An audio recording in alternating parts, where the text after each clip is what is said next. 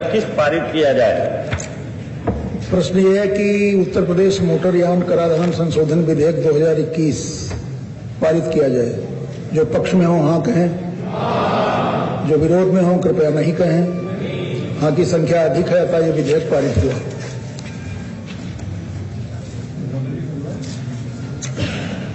माननीय मुख्यमंत्री जी।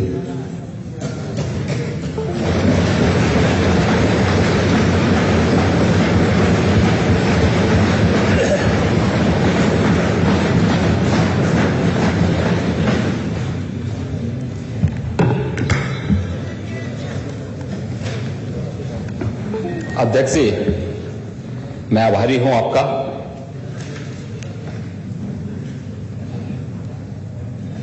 कि 17वीं विधानसभा के विधानमंडल के इस आखिरी सप्लीमेंट्री के लिए सदन की बैठक को कुशलतापूर्वक संचालित करने और इस अनुपूरक बजट पर मुझे मेरे सहयोगी वित्त मंत्री जी के द्वारा प्रस्तुत अनुपूरक बजट और आगामी विधानसभा चुनाव को ध्यान में रखते हुए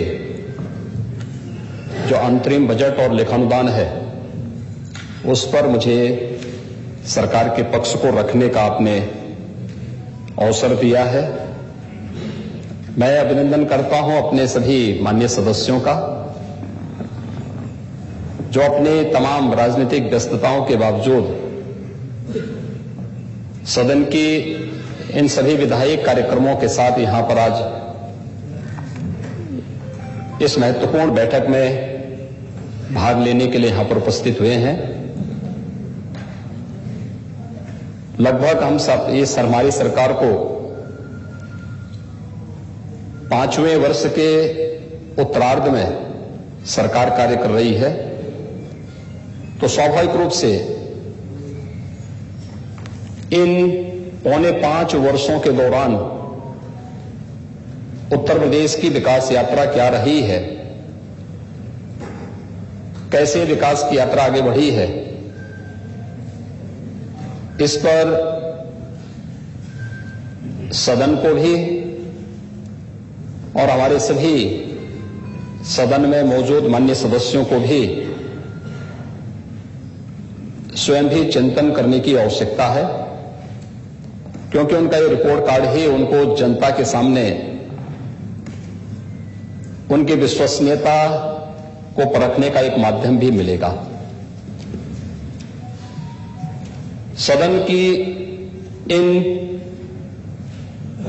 लगभग 5 वर्षों के अंदर चली कार्रवाई की जो समृद्ध चर्चाएं रही हैं वो अत्यंत महत्वपूर्ण रही हैं, अभिनंदनीय रही है। देश के अंदर संसदीय लोकतंत्र की दृष्टि से बहुत सारे मानक इस दौरान प्रस्तुत हुए हैं। खासतौर पर उत्तर प्रदेश का यह विधानमंडल पहला विधानमंडल था जिसने यूएन के द्वारा निर्धारित सस्टेनेबल डेवलपमेंट गोल्स पर एक लंबी चर्चा को और समृद्ध चर्चा को आगे बढ़ाया था।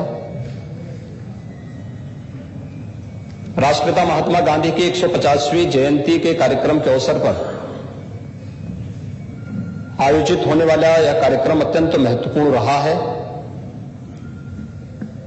संविधान दिवस का कार्यक्रम पहली बार मनाने का कार्यक्रम हो, उत्तर प्रदेश जो देश की आबादी की देश से सबसे बड़ा प्रदेश है, उस उत्तर प्रदेश के स्थापना दिवस के कार्यक्रम के साथ जुड़ने का अवसर रहा हो, या फिर इस दौरान उत्तर प्रदेश के परसेप्शन को लेकर के जो कुछ भी कदम उठाए गए हैं इन सब को लेकर के रहा हो, वह अत्यंत महत्वपूर्ण और रोचक रहा है।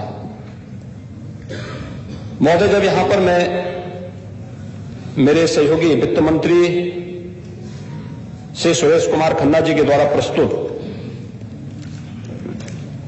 इस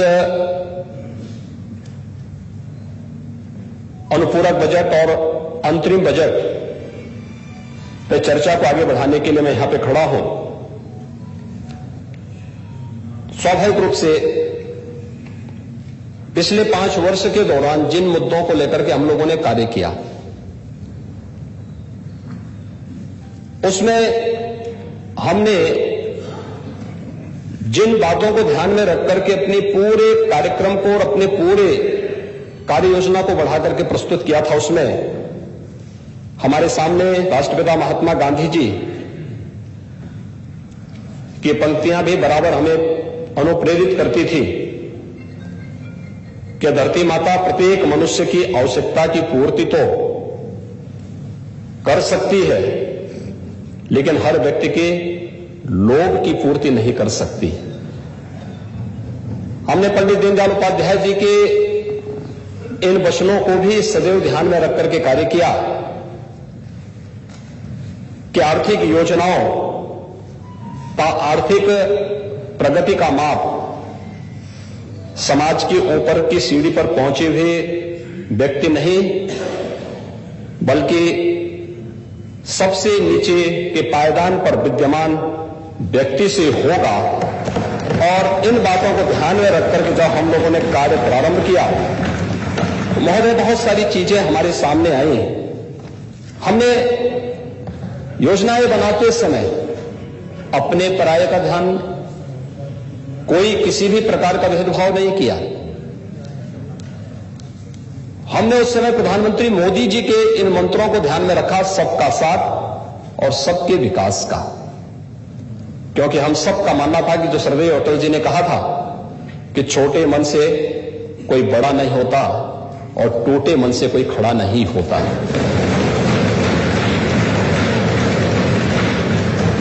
हमने केवल एक बात माना था कि आदमी न ऊंचा होता है न नीचा होता है, न बड़ा होता है न छोटा होता है, आदमी सिर्फ आदमी होता है। और इन बातों को ध्यान में रख करके हम लोगों ने कार्य किया। यद्यपि कहने के लिए हमारी सरकार को 4.25 वर्ष पूरे होने जा रहे हैं, लेकिन अगर हम सही मायने में देखेंगे तो सरकार को कार्य करने का कुल 3.5 वर्ष का समय ही मिल पाया। लगभग 20 महीने का समय तो कोरोना महामारी से जूझते हुए देश और दुनिया ने गुजारा है, लेकिन एक संवैधानिक व्यवस्था है, उस संवैधानिक व्यवस्था के तहत चुनौती आती है तो चुनौती ही व्यक्ति की सही परीक्षा भी लेती है। कोरोना कालखंड में दुनिया की बड़ी बड़ी ताकतें पस्त हुई, उसके सामने नतमस्तक हुई, लेकिन देश के अंदर प्रधानमंत्री मोदी जी के नेतृत्व में कोरोना के खिलाफ देश की लड़ाई को जिस मजबूती के साथ आगे बढ़ाया गया वह अभिनंदनीय है। 135 करोड़ लोगों को वैक्सीन फ्री में वैक्सीन उपलब्ध करवाने की कार्रवाई हो, 80 करोड़ लोगों को देश के अंदर प्रधानमंत्री अन्न योजना के माध्यम से फ्री में राशन की व्यवस्था हो, या फिर फ्री में टेस्ट, फ्री में उपचार की व्यवस्था हो। कोरोना महामारी इस देश की एक ऐसी महामारी थी जो दुनिया के अंदर पहली बार इस प्रकार का वायरस आया था, तीव्र संक्रमण था, और उस संक्रमण की चपेट में जो भी आता था वह उससे संक्रमित होता था। दुनिया के अंदर जिनका हेल्थ इंफ्रास्ट्रक्चर भारत से कई गुना अच्छा है, कई ज्यादा अच्छा है, उस देश में भारत की आबादी से आधी आबादी या 1/4 आबादी होने के बावजूद वहां पर मौत के आंकड़े भारत के अंदर कोरोना से हुई मौत के आंकड़ों से कई ज्यादा थे। अमेरिका की ही हम बात करें, अमेरिका की आबादी भारत की आबादी की 1/4 है, लेकिन अमेरिका के अंदर कोरोना से हुई मौतें भारत के अंदर हुई मौत से 1.5 गुना से ज्यादा है। ये चीजें दिखाती थी सावधानी, सतर्कता, समय से लिए गए सटीक फैसले और दृढ़ इच्छा शक्ति के साथ अगर नेतृत्व ने काम किया है तो उसके परिणाम भी उसी प्रकार से सामने आए हैं। और प्रधानमंत्री मोदी जी के नेतृत्व में कोरोना के खिलाफ इस देश ने जो लड़ाई लड़ी है, उत्तर प्रदेश उस लड़ाई में भी अग्रणी भूमिका के साथ देश के साथ कदम से कदम मिलाकर के चलता रहा। देश के अंदर सर्वाधिक टेस्ट उत्तर प्रदेश ने किए हैं। 9 करोड़ से अधिक टेस्ट उत्तर प्रदेश के अंदर अब तक संपन्न हुए हैं। मुझे याद है जब कोरोना का पहला मरीज आया था प्रदेश में, हमारे पास कोई लैब नहीं थी। हमने दिल्ली सफदरजंग में या फिर national institute of virology Pune में सैंपल भेजने पड़े थे। उपचार के लिए हमारे पास कोई व्यवस्था नहीं थी, किसी प्रकार की कोई सुविधा नहीं थी। आज मैं कह सकता हूं कि हमारे सभी 75 जनपदों में आरटीपीसीआर लैब भी है, ट्रूनेट मशीन भी मौजूद है, एंटीजन टेस्ट की व्यवस्था भी है। और जिस प्रदेश में 1.5 वर्ष पहले कोरोना जांच के नाम पर एक भी जांच करने की क्षमता नहीं थी, वह प्रदेश आज 4 लाख टेस्ट प्रतिदिन करने की क्षमता रखता है। जिस प्रदेश के अंदर कोरोना का पहला मरीज आया था तो उस समय 36 जनपद ऐसे थे जिसमें एक भी आईसीयू का बेड नहीं था।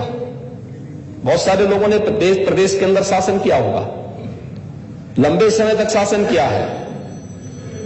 कुछ लोगों ने कई दशकों तक शासन किया, कुछ लोगों ने 4 बार, कुछ लोगों ने 3 बार प्रदेश के अंदर सत्ता हथियाई। क्या 36 जनपद ऐसे थे जहां एक भी आईसीयू के बेड नहीं मौजूद थे। आज प्रदेश के अंदर सभी 75 के 75 जनपदों में आईसीयू बेड्स मौजूद हैं। प्रदेश के अंदर हमारे पास प्रारंभिक काल में जब हम लोगों ने कोरोना के खिलाफ इस लड़ाई को आगे बढ़ाया था, तब हमारे पास मास्क के लिए, पीपी किट के लिए, सैनिटाइजर के लिए हमको भारत सरकार पर या अन्य राज्यों पर निर्भर रहना पड़ता था। आज प्रदेश में पीपी किट बनाने के तमाम उद्योग लग चुके हैं, मास्क यहां बनाए जा रहे हैं, सैनिटाइजर हमारी चीनी मिलें इतना पर्याप्त मात्रा में बना रही हैं कि अब सैनिटाइजर न केवल उत्तर प्रदेश के लिए बल्कि देश के 27 राज्यों को भी सप्लाई उत्तर प्रदेश आज के दिन पर सैनिटाइजर कर रहा है। प्रदेश ने वैक्सीनेशन के लक्ष्य को भी आगे बढ़ाया, यानी 18 करोड़ लोगों को वैक्सीन देना, 18 करोड़ डोज वैक्सीन की उत्तर प्रदेश अब तक दे चुका है और लगातार प्रतिदिन 15 से 16 लाख के एवरेज को लेकर के तेजी के साथ वैक्सीनेशन का कार्यक्रम प्रदेश के अंदर चल रहा है। बहुत सारे लोगों ने गुमराह करने का प्रयास किया, तमाम प्रकार की दुष्प्रचार हुए, लेकिन जनता जनार्दन ने प्रधानमंत्री मोदी जी की और राज्य सरकार की बातों पर विश्वास किया और वैक्सीन लेना प्रारंभ किया।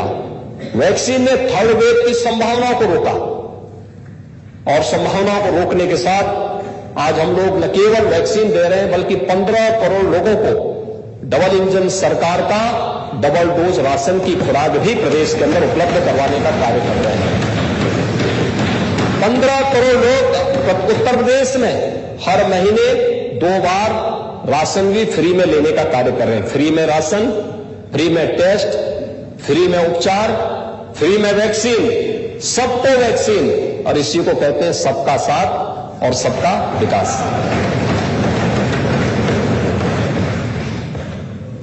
महोदय, यही तो महाभारत में कहा था। महाभारत के शांति पर्व में एक चर्चा आती है, जब भीष्म पितामह सरसैया पर लेटे होते हैं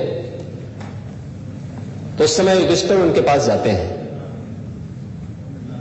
और उनसे पूछते हैं कि वास्तव में राजधर्म क्या है, क्योंकि बहुत सारे लोग ये मानते थे कि परिस्थितियां राज्य को या राजा को बाध्य कर देती है अपने रूप चलने के लिए। लेकिन भीष्म पिता ने कहा नहीं, ऐसा नहीं है। उन्होंने कहा राजा कालस्य कारणम, योग्य राजा है, योग्य शासक है तो परिस्थिति के अनुसार नहीं चलता, बल्कि परिस्थितियों को अपने अनुरूप मोड़ता है। और भारत ने उन परिस्थितियों को अपने अनुरूप मोड़ा है। हम कोरोना के पीछे नहीं भागे, बल्कि कोरोना को पीछे भागने के लिए मजबूर किया। आज सारे पर्व और त्योहार बहुत शांतिपूर्ण तरीके से मनाए जा रहे हैं। विकास की सभी गतिविधियां युद्ध स्तर पर आगे बढ़ रही हैं। और उन स्थितियों में हम लोग अब आगामी विधानसभा चुनाव के लिए भी पूरी मजबूती के साथ जनता के दरबार में जाने की तैयारी भी कर रहे हैं। और इसीलिए इस अनुपूरक बजट को लेकर के आज हम सब यहां पर उपस्थित हुए हैं। महोदय, यह अनुपूरक बजट लगभग 8500 यानी 8,500 करोड़ रुपए का है, जिन पर मैं अभी चर्चा करूंगा।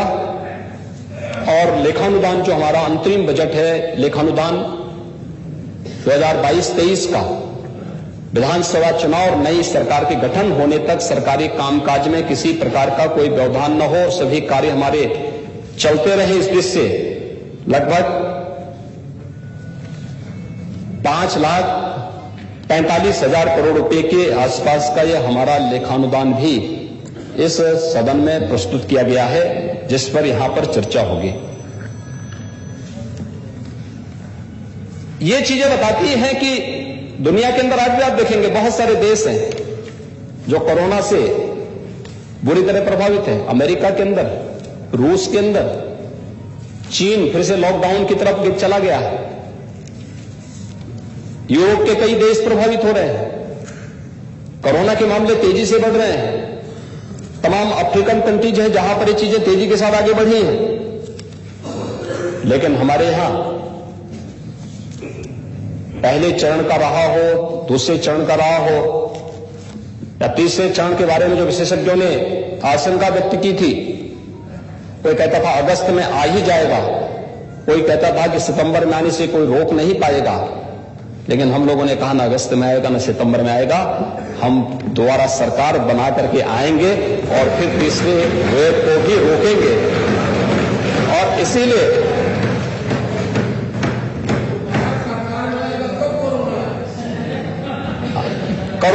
कोरोना आएगा नहीं, कोरोना को रोकेंगे, थर्ड वेव को भी रोकेंगे।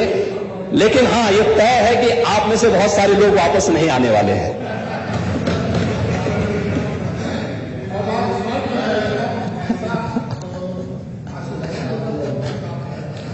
चलिए, मैं एक श्राप नहीं, मैं आज शुभकामना देता हूं कि आप जैसे हैं ऐसे बैठे रहे, यहां के लोग ऐसे बैठे रहे।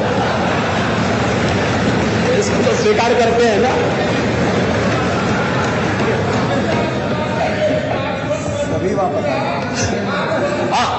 हम यही तो कह रहे हैं कि सभी लोग वापस आ जाए, आप वहीं बैठे रहे, ये लोग यहां बैठे रहे।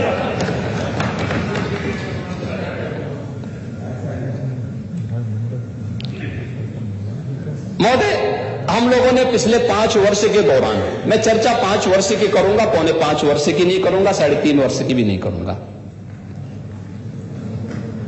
ये 5 वर्ष का कार्यकाल उत्तर प्रदेश के दृष्टि से बहुत महत्वपूर्ण रहा है। और महत्वपूर्ण इसलिए रहा है कि अगर उत्तर प्रदेश के बारे में जो एक आम धारणा थी, आम धारणा क्या थी? हम राजनीतिक पूर्वाग्रह से ऊपर उठ करके सोचे तो उत्तर प्रदेश के बाहर जाने पर उत्तर प्रदेश के बारे में जो धारणा होती थी कि देश के विकास का सबसे बड़ा बाधक है उत्तर प्रदेश। सबसे बड़ी लोगों के मन में धारणा थी उत्तर प्रदेश में कोई सुरक्षित नहीं रहेगा, उत्तर प्रदेश में दंगे होते हैं, आस्था का सम्मान नहीं होता है, विकास की कोई रुचि नहीं है। और कई जनपद तो हमारे ऐसे थे जहां के नौजवानों को देश के अंदर और दुनिया के अंदर लोग देख करके होटल में भी रूम नहीं देते थे। कई जनपद ऐसे थे जहां पर माफिया इतनी तेजी के साथ हावी थे कि वहां पर लोगों को, व्यापारियों को पलायन करने के लिए मजबूर होना पड़ा था। लेकिन आज मैं कह सकता हूं, जब हमारी सरकार 5 साल का कार्यकाल अपना पूरा कर रही है महोदय, तब मैं कह सकता हूं इन 5 वर्षों में प्रदेश के अंदर एक भी दंगा नहीं हुआ।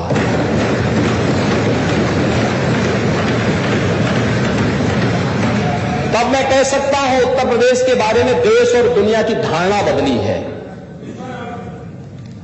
तब मैं इस बारे में कह सकता हूं आज देश और दुनिया का हर एक बड़ा निवेशक उत्तर प्रदेश के अंदर निवेश करने के लिए उत्सुक है। और यह उत्तर प्रदेश के अंदर जो पिछले 5 वर्ष के दौरान हुआ निवेश है, यह उसका उदाहरण है। कोरोना में दुनिया पस्त थी और उत्तर प्रदेश में 66,000 करोड़ रुपए का निवेश उत्तर प्रदेश के अंदर कोरोना कालखंड के दौरान मात्र हुआ है। इस दौरान देश की पहली डिस्प्ले यूनिट यूपी के अंदर लगी और उसने प्रोडक्शन भी अपना शुरू कर दिया।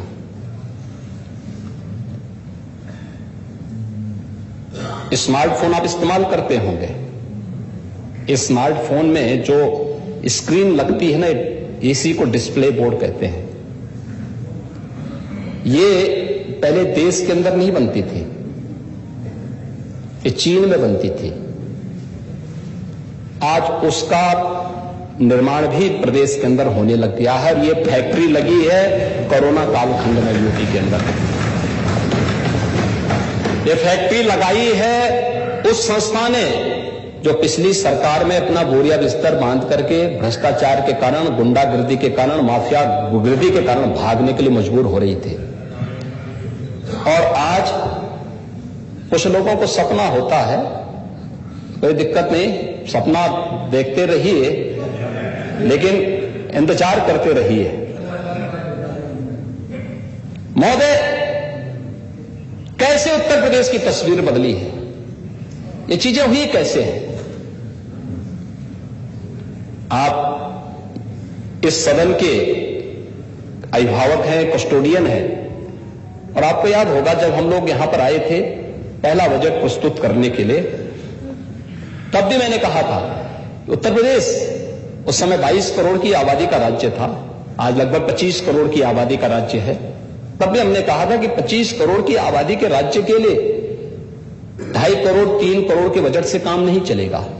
हमारा बजट का दायरा बढ़ना चाहिए, लेकिन दायरा बढ़ाने से नहीं बढ़ सकता।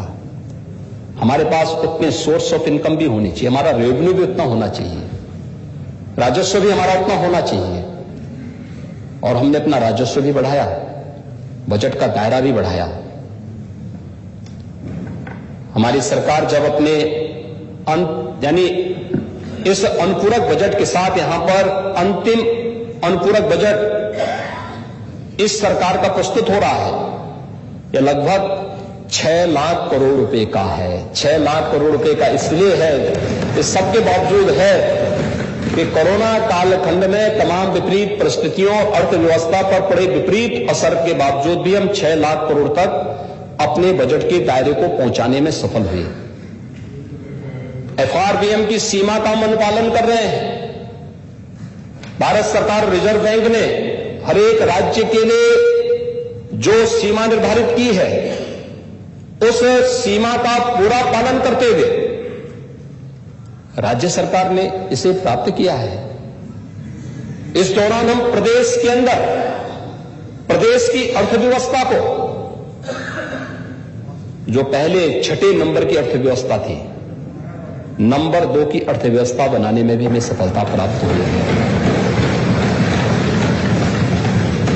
उत्तर प्रदेश की प्रति व्यक्ति आय को लगभग दोगुना करने में भी हमें सफलता प्राप्त हुई है।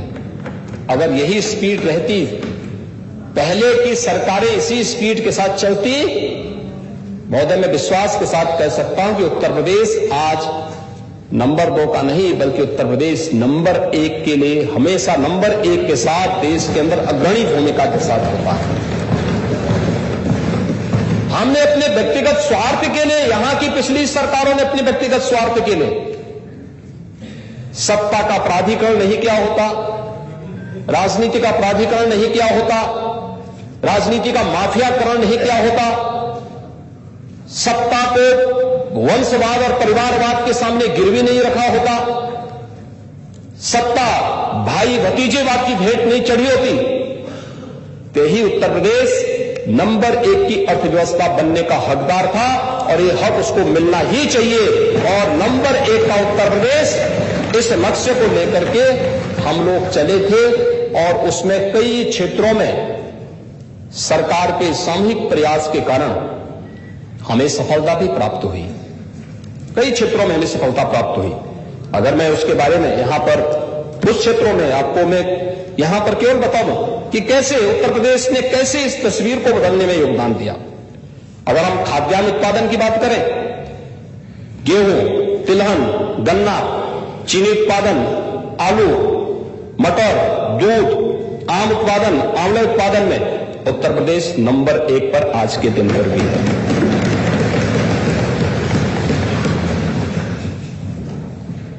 देश के अंदर उन तमाम योजनाओं में जो भारत सरकार ने लोक कल्याणकारी, गरीब कल्याणकारी योजनाएं घोषित की, उन योजनाओं में भी उत्तर प्रदेश का नंबर 1, प्रधानमंत्री आवास योजना ग्रामीण हो या शहरी, उत्तर प्रदेश नंबर 1 पर। प्रधानमंत्री स्वामित्व योजना में उत्तर प्रदेश नंबर 1 पर। प्रधानमंत्री स्वनिधि योजना, स्ट्रीट वेंडर को एक व्यवस्थित स्वावलंबन के लिए चलाई जाने वाली योजना में उत्तर प्रदेश नंबर 1 पर। सौभाग्य योजना के अंतर्गत फ्री में कनेक्शन, विद्युत के कनेक्शन देने में उत्तर प्रदेश नंबर 1 पर। गरीबों के घर में भी रसोई गैस के चूल्हे जल सके, उत्तर प्रदेश नंबर 1 पर। प्रदेश के अंदर सूक्ष्म, लघु, मध्यम उद्यम में उद्योग प्रोत्साहित करने में उत्तर प्रदेश नंबर 1 पर। और यही नहीं, प्रदेश के अंदर उन तमाम किसान सम्मान निधि में उत्तर प्रदेश नंबर 1 पर। देश के अंदर उन सभी योजनाओं में लगभग 50 से अधिक ऐसी योजनाएं हैं जिन योजनाओं में उत्तर प्रदेश पहले 35वें, 30वें, 27वें बहुत होता था, दम तोड़ करके 15वें स्थान से नीचे तो कभी आता ही नहीं था। आज वही उत्तर प्रदेश देश की उन सभी योजनाओं पे नंबर 1 की लड़ाई लेकर के चल रहा है, नंबर 1 पर अपनी बढ़त बनाई हुई है। टेस्टिंग, कोरोना में टेस्टिंग में नंबर 1 पर, कोरोना उपचार के लिए बेड्स उपलब्ध कराने में नंबर 1 पर, वैक्सीन देने में नंबर 1 पर, और अन्य योजना को सफलतापूर्वक हर एक गरीब तक पहुंचाने में भी नंबर 1 पर उत्तर प्रदेश अपनी भूमिका को बरकरार रखे हुए है। यही नहीं, स्मार्ट सिटी मिशन, बहुत सारे लोगों को स्मार्ट सिटी से नफरत होती होगी, क्योंकि जो लोग विकास का जिनको मतलब नहीं, वे स्मार्ट सिटी से उनको कैसे वे अच्छा मान सकते हैं। लेकिन हम लोगों ने गांव के विकास की दूरी गांव को बनाया, गांव के लिए, गरीब के लिए, किसान के लिए, नौजवान के लिए, महिलाओं के लिए, समाज के हर एक तबके के लिए शासन की योजनाएं बनी। लेकिन साथ साथ शहरी क्षेत्र का भी समग्र विकास हो। प्रदेश के अंदर 17 नगर निगम है, 17 में से 10 नगर निगम स्मार्ट सिटी के अंदर भारत सरकार के माध्यम से स्मार्ट सिटी मिशन के अंतर्गत चयनित हुए। से 7 को राज्य सरकार अपने रिसोर्सेज से उन्हें स्मार्ट सिटी के रूप में विकसित करने की कार्य योजना को आगे बढ़ाई है। स्मार्ट सिटी मिशन पे उत्तर प्रदेश नंबर 1। और कल ही देश के सभी महापौर उत्तर प्रदेश के इस अभिनव कार्यक्रम के साथ जुड़ने के लिए वाराणसी में उनका एक बड़ा सम्मेलन है। उस सम्मेलन के साथ वे जुड़ेंगे, प्रधानमंत्री जी का मार्गदर्शन उन्हें प्राप्त होगा, यह कार्यक्रम वहां पर संचालित होगा। स्मार्ट सिटी उत्तर प्रदेश की अमृत योजना के साथ जुड़ी हुई है। जल जीवन मिशन के अंदर उत्तर प्रदेश ने जिस प्रकार से कार्य किया है, ग्रामीण क्षेत्र हो या शहरी क्षेत्र, कोई सोचता था कि हर परिवार के पास अपना शौचालय हो, हर परिवार के पास पेयजल की सुविधा हो, कोई सोचता था हर परिवार के पास अपना उज्ज्वला योजना का रसोई गैस का सिलेंडर हो। और नेता प्रतिपक्ष जी, आप तो समाजवादी सही थे, लेकिन परिवारवादों के चक्कर में पड़ गए आप, और उसके कारण आपकी छवि धूमिल हुई है। डॉक्टर लोहिया ने कहा था 1950 और 60 के दशक में, उन्होंने कहा था इस बात को, अपनी पीड़ा को व्यक्त किया था, और लोहिया की बात सच साबित होगी। देखना, अगर आप लोहिया को नेता मानते हैं तो आप मेरी बात को मानेंगे। उन्होंने उस समय कहा था कि जो सरकार इस देश के अंदर, इस देश के गरीबों के लिए शौचालय का निर्माण कर देगी, खुले में शौच से उन्हें मुक्ति देगी, और जो सरकार उनके घर में चूल्हा जलाने का कार्य करेगी, उस सरकार को आने वाले 25 सालों तक दुनिया की कोई ताकत नहीं हटा पाएगी। डॉक्टर लोहिया ने सपना देखा था 60 साल पहले, और उस सपने को साकार किया आजाद भारत के अंदर प्रधानमंत्री नरेंद्र मोदी जी ने। हर गरीब के पास शौचालय, हर गरीब के पास रसोई गैस का कनेक्शन, हर गरीब के पास फ्री राशन का कार्ड, हर गरीब के पास आयुष्मान भारत का 5 लाख रुपए का राशन, 5 लाख रुपए का गोल्डन कार्ड, और हर गरीब के पास विद्युत का फ्री में कनेक्शन। इस सपने को किसी ने साकार किया है तो भारतीय जनता पार्टी की सरकार ने किया है। क्या कर रही थी पिछली सरकारें महोदय, क्या कर रही थी पिछली सरकारें? अगर हम लोग उस दिशा में चले तो मुझे लगता है कि सरकार जनता के बोझ को कम करने की बजाय जनता पर ज्यादा बोझ से बनी हुई थी। पिछली सरकारें ये जनता के लिए बोझ बन चुकी थी। क्या होता था प्रदेश के अंदर 2017 में, जब हमारी सरकार मार्च 2017 में बनी थी, मैंने चौधरी लक्ष्मी नारायण जी, हमारे जो वरिष्ठ मंत्री हैं, इनके नेतृत्व में एक टीम भेजी थी। मैंने छत्तीसगढ़ और हरियाणा, मैंने कहा थोड़ा इन राज्यों का देखिए प्रोक्यूरमेंट की पॉलिसी क्या है। राज्य में तब तक कोई प्रोक्यूरमेंट की पॉलिसी नहीं थी। आड़तियों से खरीदारी होती थी, एमएसपी का लाभ किसान को नहीं मिल पाता था, नहीं मिल पाता था। और ये टीम गई, एक सप्ताह तक इन्होंने इन राज्यों में कैंप किया, वहां देखा, और फिर बकायदा वहां के प्रेजेंटेशन को लेकर के लोग यहां पर आए थे, और फिर मेरे सामने पूरी हमारे अधिकारियों के सामने इन्होंने उसका प्रेजेंटेशन किया था। और हम लोगों ने 1 अप्रैल 2017 को प्रदेश के अंदर गेहूं क्रय केंद्र स्थापित कर दिए थे। 19 मार्च को 2017 में हम लोगों ने शपथ ग्रहण किया था। एक सप्ताह के अंदर ये लोग पूरे देश के अंदर उन राज्यों का दौरा करने के बाद आए थे, अपना प्रेजेंटेशन प्रस्तुत किए थे, और उसके बाद 1 अप्रैल से हमारे क्रय केंद्र प्रारंभ हो गए थे। और महोदय, अगर मैं बताऊं कि उत्पादन का ही देखेंगे, देखिए किसान को अगर अपनी उपज का दाम नहीं मिलेगा, उसकी रुचि खेती बाड़ी से न घटेगी, कर्ज तले दबेगा, आत्महत्या करेगा, खाद्यान्न नहीं मिलेगा तो गरीब भूख से मरेगा। और ये सच है, 2017 के पहले प्रदेश के अंदर किसान आत्महत्या करता था और गरीब भूख से मरता था। सरकार को कहीं भी लज्जा नहीं आती थी, क्योंकि सरकार तो अपनी मस्ती में जी रही थी। 5 कालिदास के बाहर तो कोई निकलता ही नहीं था, निकलने की फुर्सत ही नहीं थी। और उसका परिणाम क्या था? प्रदेश के अंदर अगर धान का उत्पादन 12 से 17 के बीच में केवल 144 लाख मीट्रिक टन हुआ, तो 17 से 21 के बीच, अभी हम 22 में नहीं पहुंचे, 21 के बीच में 171 तक पहुंचा है, 171 लाख मीट्रिक टन तक पहुंचा है। धान क्रय की कार्रवाई चल रही है 5वें वर्ष की। गेहूं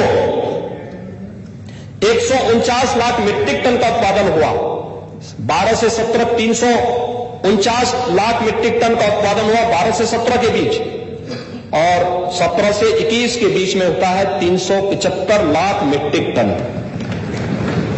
दलहन 74 लाख मीट्रिक टन होता है 12 से 17 के बीच, और 95,90,000 मीट्रिक टन उत्पादन होता है 17 से 21 के बीच। तिलहन 41.76 लाख मीट्रिक टन होता है 12 से 17 के बीच, और 69.67 लाख मीट्रिक टन होता है 17 से 21 के बीच। और खरीदारी अगर आप देखेंगे लगभग दुगने का अंतर है। धान 123 लाख मीट्रिक टन 12 से 17 के बीच में आड़तियों के माध्यम से खरीदा जाता है, और हमारी सरकार में अब तक अभी चल रहा है, ये लगातार अभी जनवरी तक प्रोक्यूरमेंट चलेगा, 244 लाख मीट्रिक टन हम अब तक खरीद चुके हैं, सीधे किसानों से खरीद चुके हैं, डीबीटी के माध्यम से पैसा उनके खाते में जा रहा है। गेहूं 12 से 17 के बीच में 94 लाख मीट्रिक टन खरीदारी हुई आड़तियों के माध्यम से, और हमारी सरकार में 94 की तुलना में 210 लाख मीट्रिक टन किसान से सीधे खरीदा गया और वह पैसा उनके खाते में गया। किसान जो लाभान्वित हुए 12 से 17 के बीच 14,87,000 किसान लाभान्वित हुए। धान में,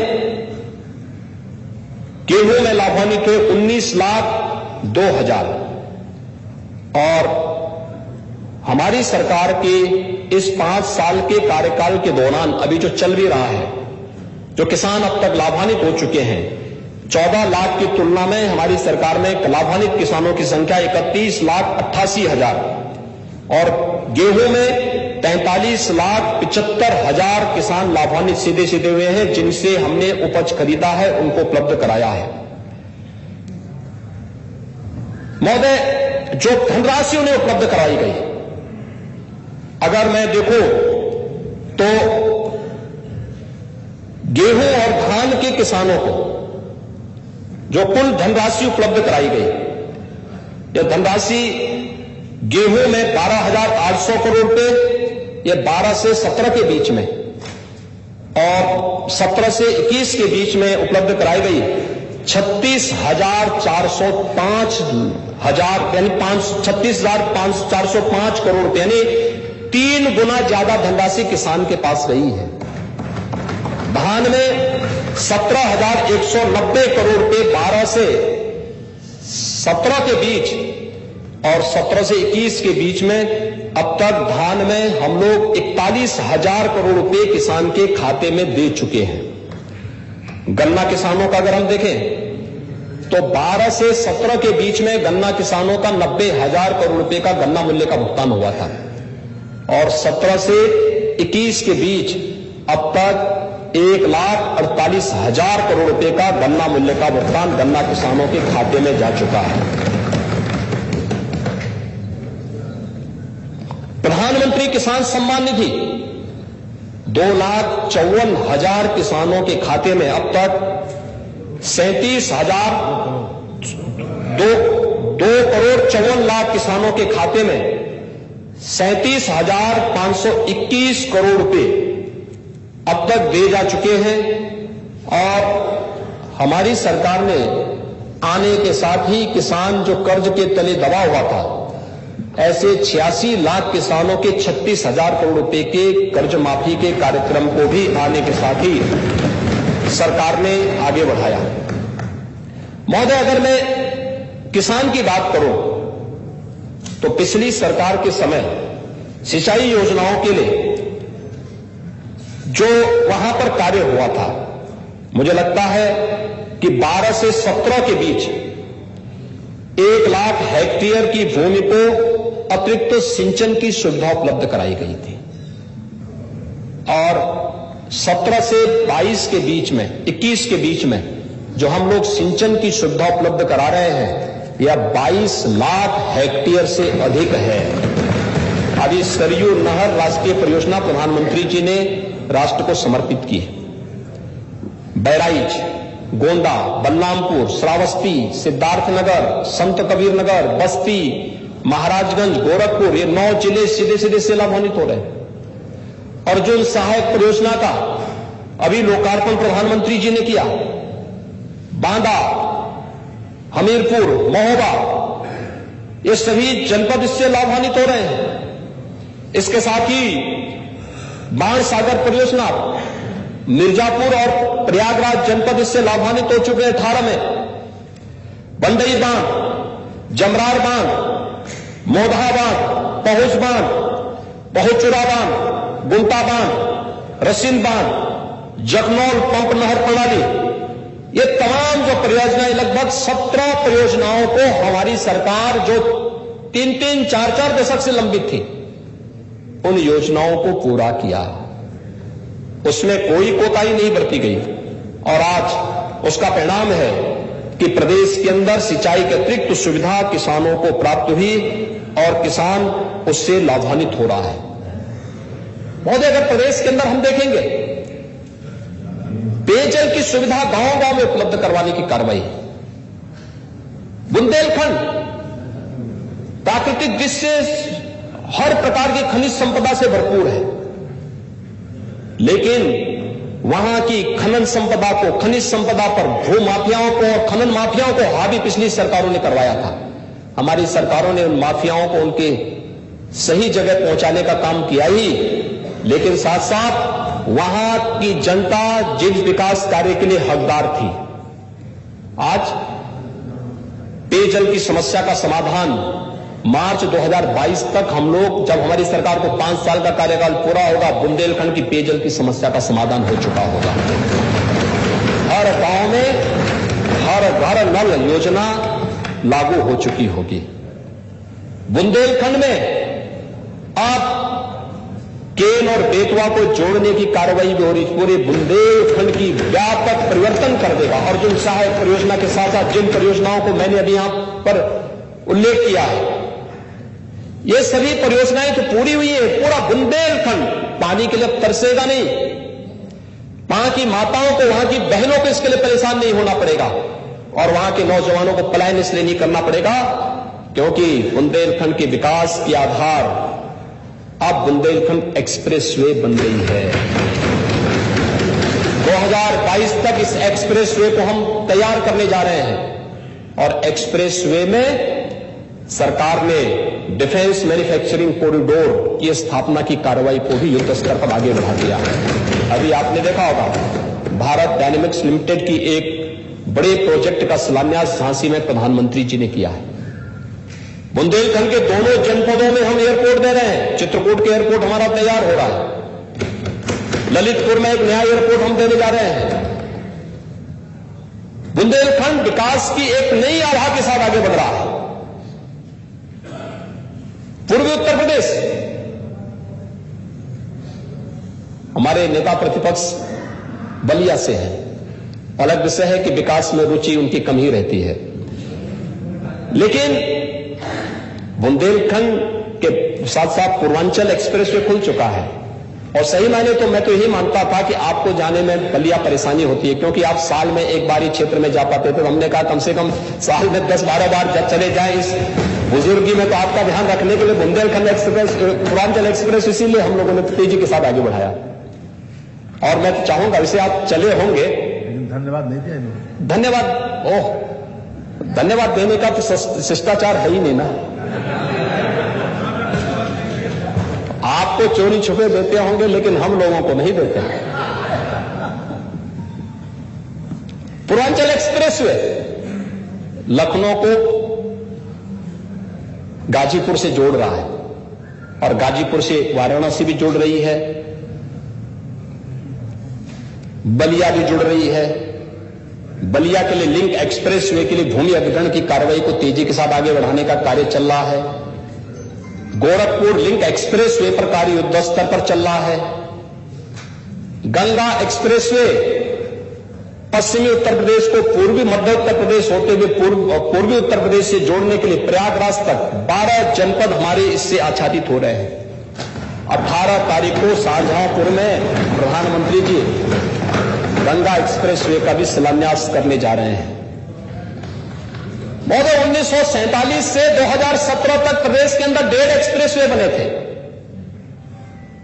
और 17 से अब तक हम 5 एक्सप्रेसवे पे काम कर रहे हैं। 5 एक्सप्रेसवे का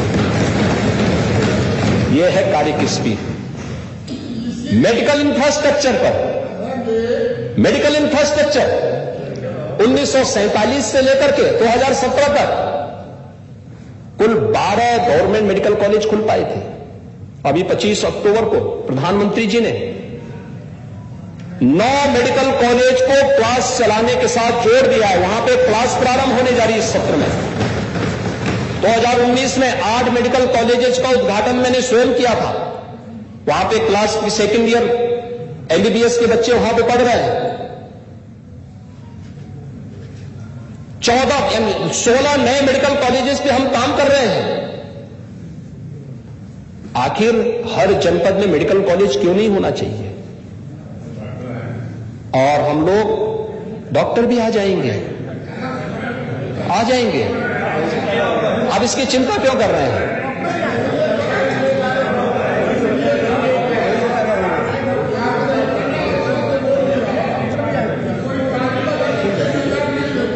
नहीं, आप देखिए, मैं इसीलिए तो कह रहा हूं ना, हर जगह बैठिए। मैं इसीलिए क्या जरूरत है याद दिलाने की? जब सारा उत्तर प्रदेश देश में एक हो गया तो फिर आप घर बैठिए बाबा। अब हम लोगों को आगे यही कहने के लिए आए हैं, हम यही कहने के लिए आए हैं कि जो स्पीड सरकार ने बढ़ाई है वह उत्तर प्रदेश को नंबर 1 राज्य के रूप में देश के अंदर आगे बढ़ाने के लिए वह स्पीड फिर से स्पीड ब्रेकर न आने पाए, इस दृष्टि से हम लोगों ने इस कार्य को आगे बढ़ाया है। और एक्सप्रेसवे, मेडिकल कॉलेजेस का निर्माण ये उसी श्रृंखला का हिस्सा है।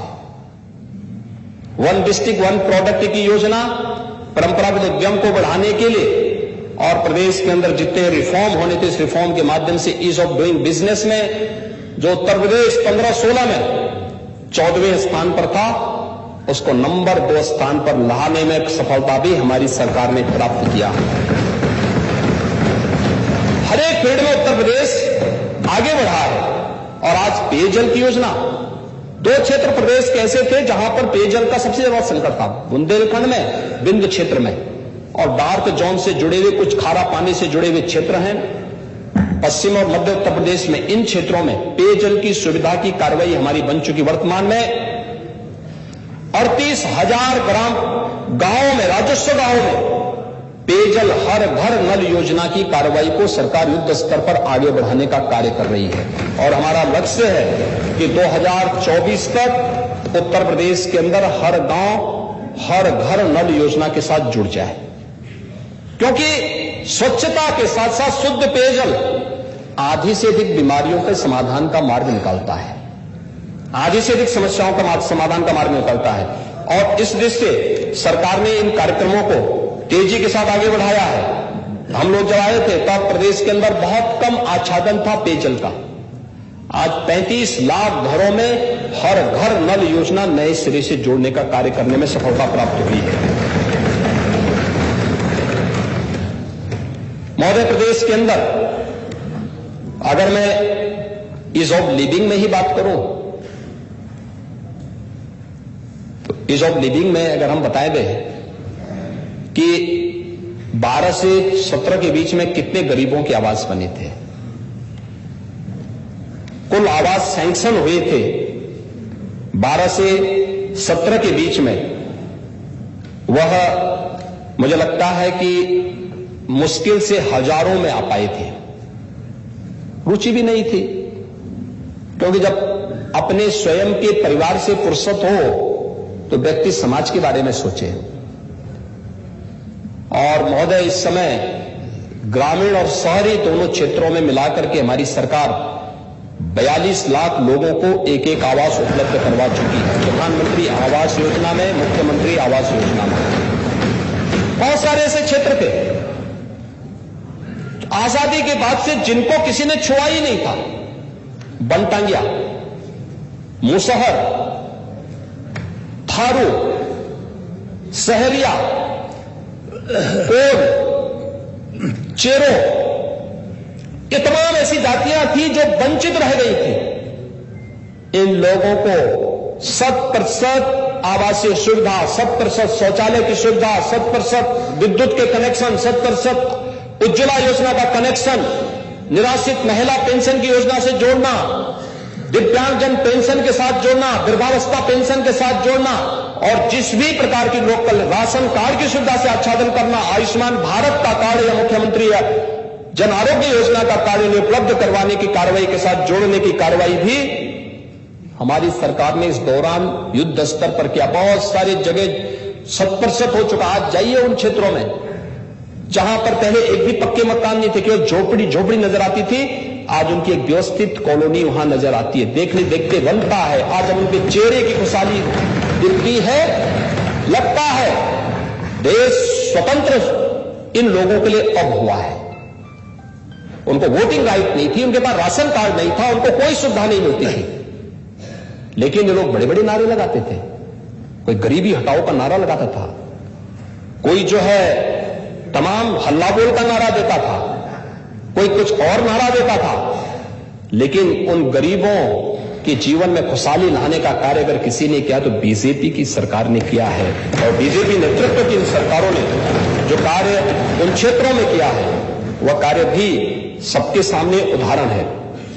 महोदय, कल्याणकारी योजनाओं के साथ साथ तमाम लाभार्थी परक योजनाएं जो हैं, अगर हम देखेंगे किस प्रकार से इन योजनाओं से वंचित रखा जाता था लोगों को, मुझे आश्चर्य होता है कि कैसे प्रदेश के अंदर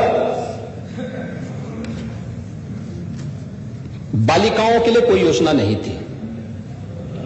2017 के पहले सच था कि प्रदेश के अंदर बालक और बालिकाओं का जो अनुपात था इसमें काफी विषमता थी। कुछ जिले तो ऐसे थे इसमें बहुत भारी अंतर था, और भारत सरकार भी और दुनिया के तमाम संगठन जो इस क्षेत्र में कार्य कर रहे थे वे इस पर चिंतित थे।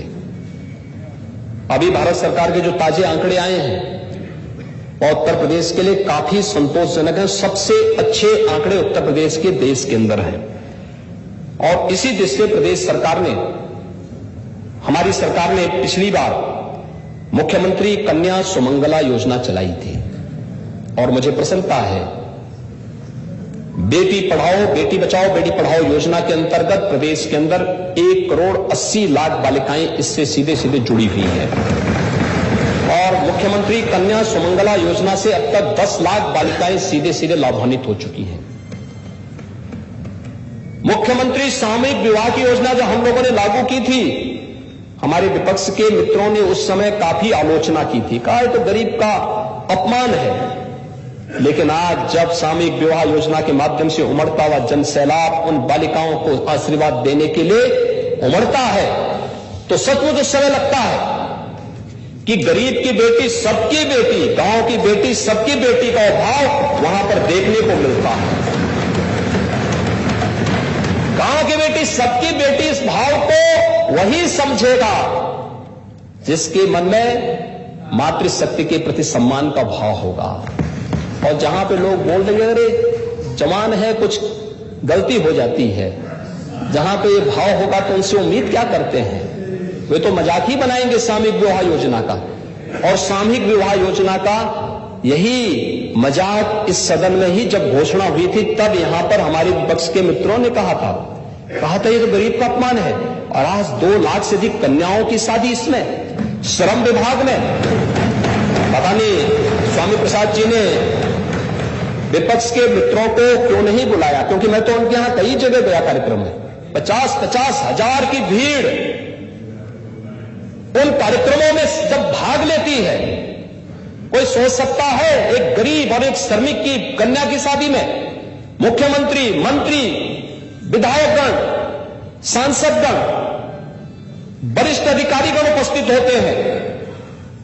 भारत के सही लोकतंत्र को प्रदर्शित करता है, भारत के लोकतंत्र की ताकत का एहसास कराता है। और पंडित दीनदयाल उपाध्याय के उस सपने को भी साकार करता है कि आर्थिक योजनाओं के माप का पैमाना ऊपर की सीढ़ी पर खड़ा हुआ व्यक्ति नहीं बल्कि नीचे के पायदान पर बैठा हुआ व्यक्ति होना चाहिए। और जब श्रमिक की बेटी पर गरीब की बेटी की शादी में हर तबके का व्यक्ति शामिल होता है तब यह सपना साकार होता हुआ दिखाई देता है।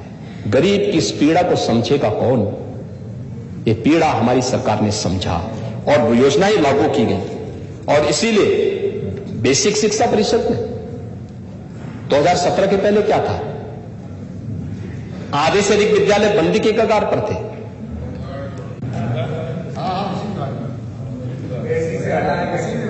और कितना उन्होंने प्रोग्रेस किया था कि आधे से अधिक विद्यालय बंदी के कगार पर पहुंच गए थे। महोदय, ऑपरेशन कायाकल्प बिना किसी सरकारी सहयोग से जन सहभागिता का आदर्श उदाहरण है और मुझे लगता है इसका मॉडल खड़ा होना चाहिए देश के अंदर। इसका प्रेजेंटेशन देश के सामने प्रस्तुत किया जाना चाहिए।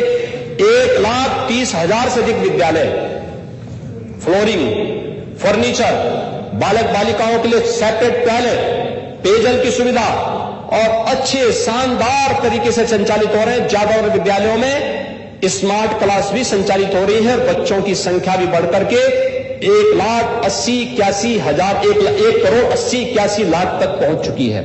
और सरकार ने इस बार निर्णय किया, पहले 2017 के पहले आधे से अधिक बच्चे ऐसे थे जो नंगे पैर स्कूल जाते थे, बिना यूनिफॉर्म के स्कूल जाते थे, बिना बैग और बुक्स के स्कूल जाते थे, आधे में छोड़ देते थे।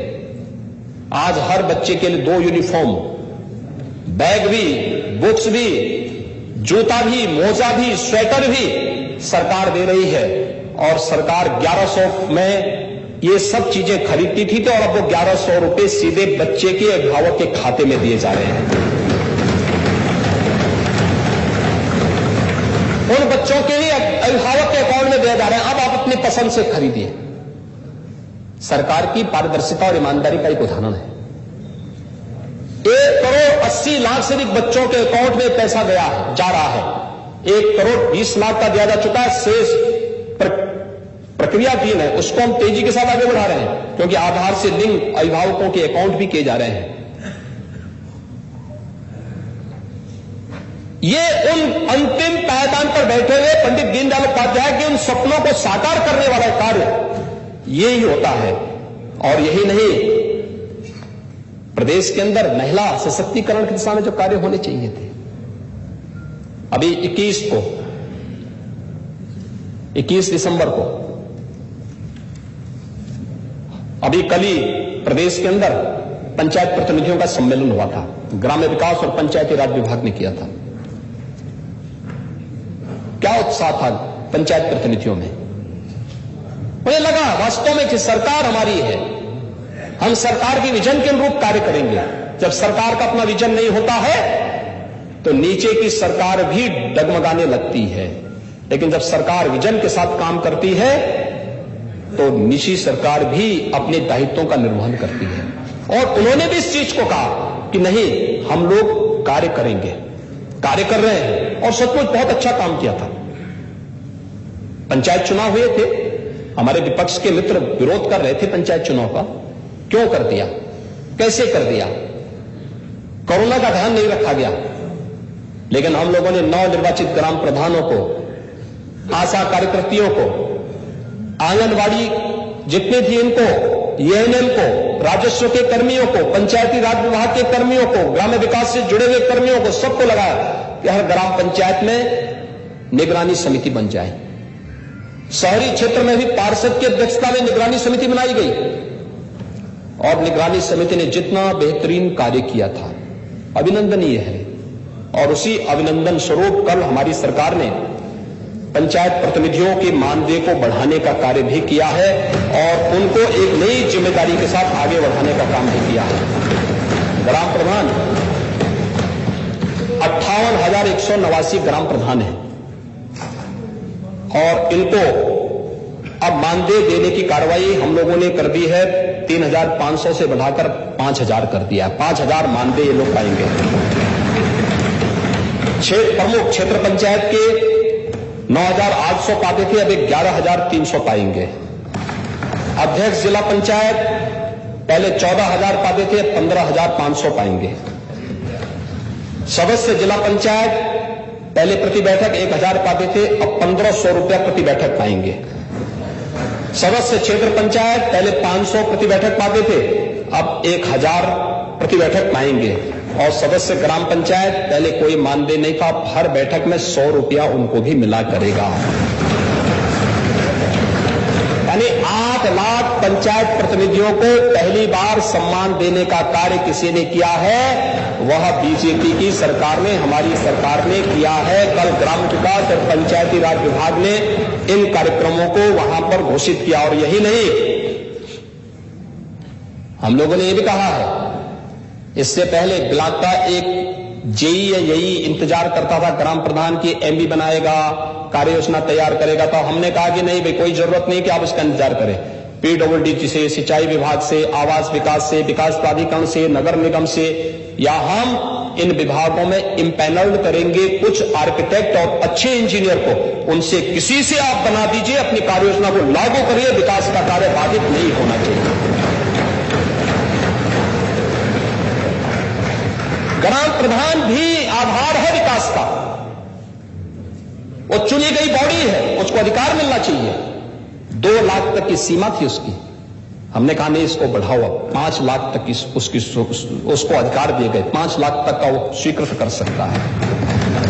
क्षेत्र पंचायत को भी अधिकार बढ़ाए, जिला पंचायत के अधिकार बढ़ाए, और सही मायने में त्रिस्तरीय स्तरीय पंचायत की इस परिकल्पना को, ग्राम स्वराज की इस परिकल्पना को सरकार ने साकार किया है। कल उस विराट सम्मेलन में 5 लाख पंचायत प्रतिनिधि भागीदार बने थे उसमें। और यही कल उस कार्यक्रम में सभी ग्राम पंचायतों में ग्राम सचिवालयों का भी निर्माण कार्य प्रारंभ हो, यानी पूरा हो चुका है, और ग्राम सचिवालय प्रारंभ हो रहे हैं। हर ग्राम पंचायत में ग्राम सचिवालय होगा। अगर राज्य स्तर पर सचिवालय है, जिला स्तर पर विकास का सचिवालय है, तो ग्राम पंचायत में क्यों नहीं होगा ग्राम सचिवालय? हमने वहां कुछ नए लोग दिए हैं। एक, हर ग्राम पंचायत में पंचायत सहायक होगा, वो कंप्यूटर ऑपरेटर के रूप में ग्राम प्रधान का सहयोग करेगा। हर सचिवालय, ग्राम सचिवालय में एक बैंकिंग कॉरेस्पॉन्डेंट सखी होगी। गांव के व्यक्ति को बैंक में 5 किलोमीटर दूर या 2 किलोमीटर दूर नहीं जाना पड़ेगा, अपनी ग्राम पंचायत में ही पैसे का लेन देन जो भी उसको करना है, गांव में ही उसे वहां प्राप्त हो जाएगा। ग्राम सचिवालय के माध्यम से ही उस व्यक्ति को सारी सुविधाएं प्राप्त हो जाएंगी। अब आय प्रमाण पत्र, मूल निवास प्रमाण पत्र, जायदादी प्रमाण पत्र, जितने भी कार्रवाई सब गांव में ही सब बनेंगे। ऑप्टिकल फाइबर से सरीब ग्राम पंचायतों को जोड़ने की कार्रवाई हो रही है। अब गांव केवल गांव नहीं होगा, स्मार्ट गांव होगा, स्मार्ट गांव।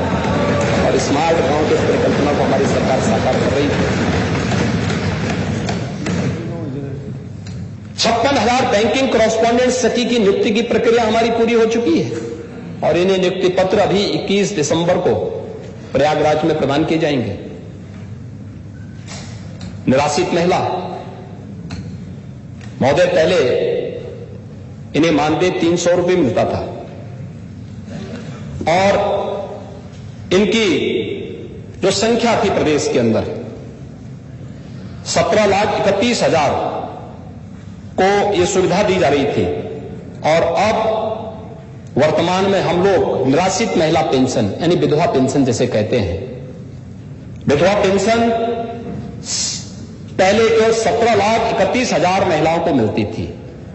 हमारी सरकार ने इसको बढ़ा करके भी 30,34,000 निराश्रित महिलाओं को पेंशन की सुविधा हम दे रहे हैं। लेकिन ये सुविधा पेंशन जो हम अनुपूरक लेके आए हैं, इसमें मिशन शक्ति के साथ जोड़ करके लेके आए हैं, आधी आबादी को ध्यान में रख करके लेके आए हैं। उन लोगों से कोई मतलब नहीं जो कहते थे कि बच्चों से गलती हो जाती तो वो क्या ताकत समझेंगे आधी आबादी की। लेकिन हमारी सरकार ने तय किया है कि 300 से 500 भी हमारी सरकार ने किया था, तो 500 से अब 1,000 रुपये उन्हें मानदेय मिला करेगा।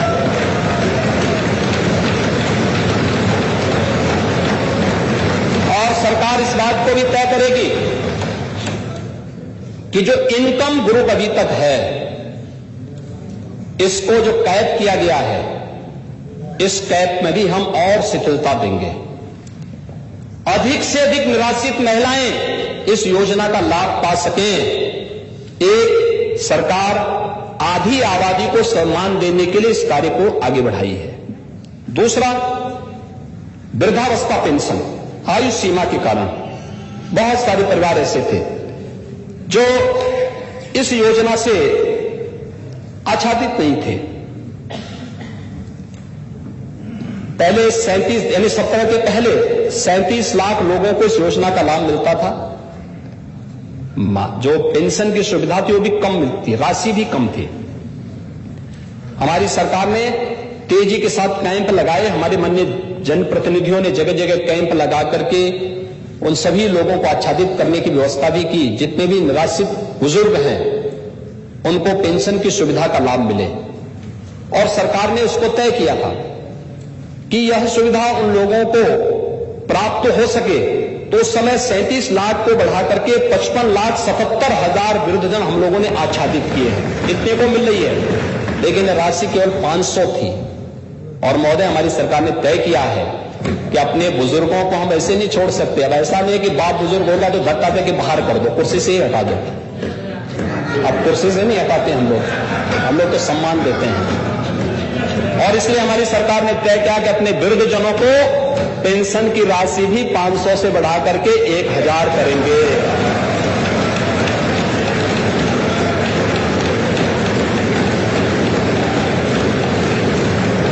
महोदय, दिव्यांग जनों के बारे में भी हम सब जानते हैं। पहले दिव्यांग जनों को कितना अपमान सहना पड़ता था। दिव्यांग जनों को अपमान होता था, परेशान किया जाता था, हर प्रकार से उन्हें प्रताड़ित किया जाता था। हमारी सरकार आई, हम लोगों ने, प्रधानमंत्री मोदी जी ने विकलांग शब्द को दिव्यांग में बदला। उन्हें नौकरियों में सुविधाएं दी, कैटेगरी उनकी बढ़ाई गई, रिजर्वेशन का लाभ बढ़ाया गया। और यही नहीं, रिजर्वेशन का लाभ बढ़ाने के साथ ही हमने 300 मिलने वाली उनकी पेंशन की राशि को 500 भी हमारी सरकार ने किया था। छोटे वाले 10 करते। पहले 8 लाख दिव्यांगजनों को पेंशन मिलती थी। वर्तमान में हम 11 लाख दिव्यांगजनों को इस पेंशन की सुविधा का लाभ दे रहे हैं। उत्तर प्रदेश परिवहन निगम की बसेज में इनको फ्री में यात्रा की सुविधा भी दी गई। और अब हमारी सरकार ने तय किया है कि दिव्यांगजनों को मिलने वाली पेंशन की राशि भी अब बढ़कर के 500 से बढ़कर के 1,000 रुपये होगी। हर महीने प्रतिमाह 1,000 रुपये होगी।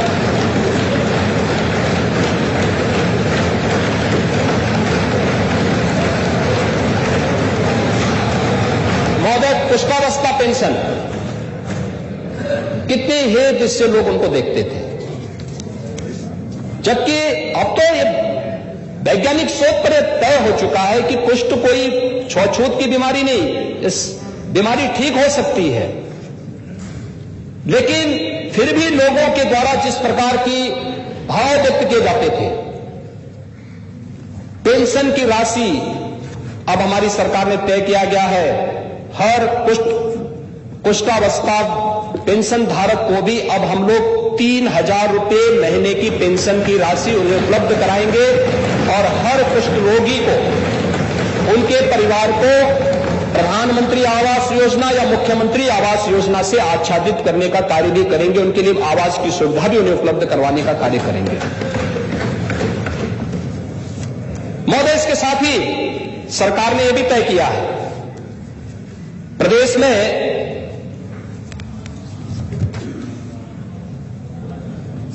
महिलाओं के लिए, आधी आबादी के लिए, ये जितने भी हमारे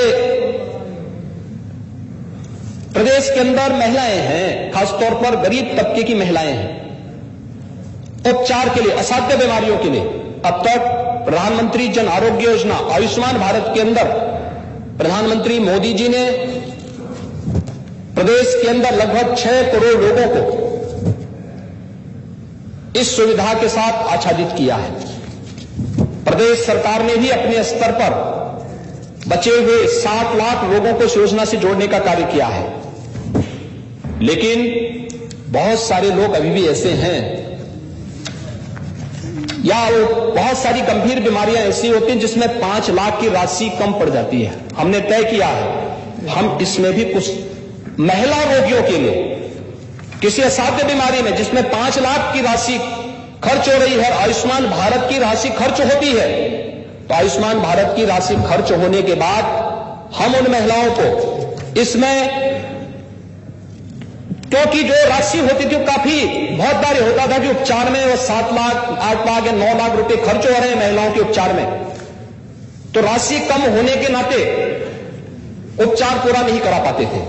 और सरकार ने तय किया है कि हम लोग आवश्यकता पड़ेगी तो गरीबी रेखा के नीचे जीवन यापन करने वाले उन परिवारों को हम इसमें उन महिलाओं को उपचार करने के लिए 5 लाख रुपए की अतिरिक्त राशि देंगे।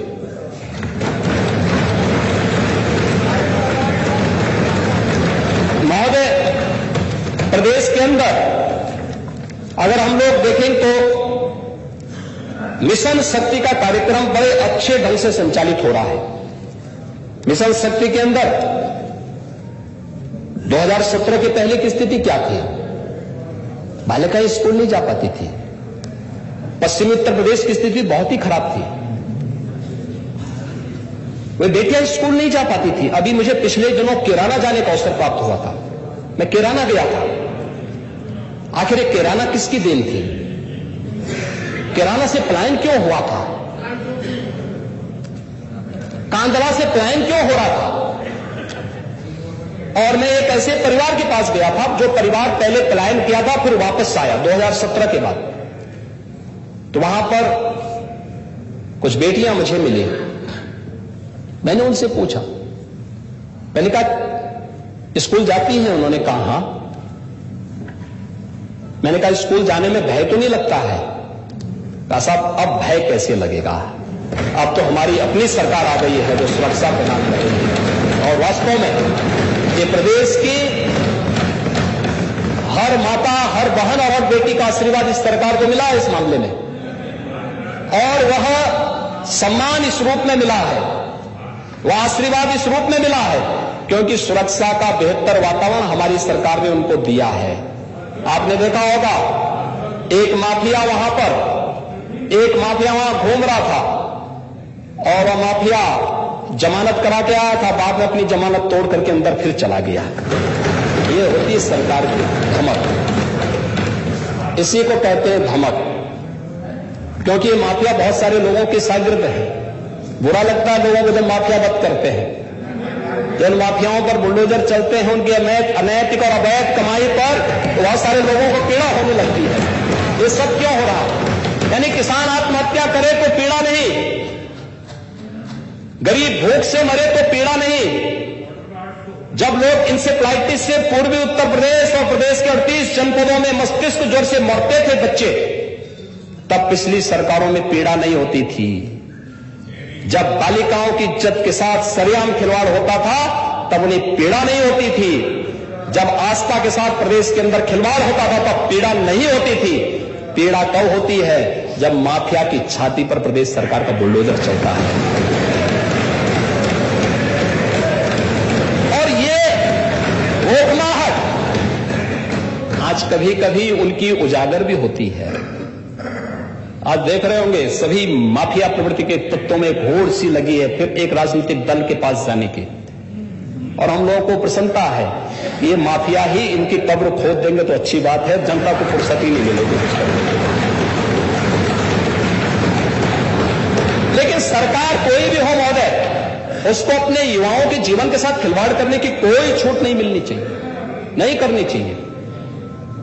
पहले छात्रों की छात्रवृत्ति के साथ भी अन्याय होता था, और किस प्रकार से उनके साथ होता था। आ रहा हूं मैं भैया, उस पर भी चिंता मत करो, आ रहा हूं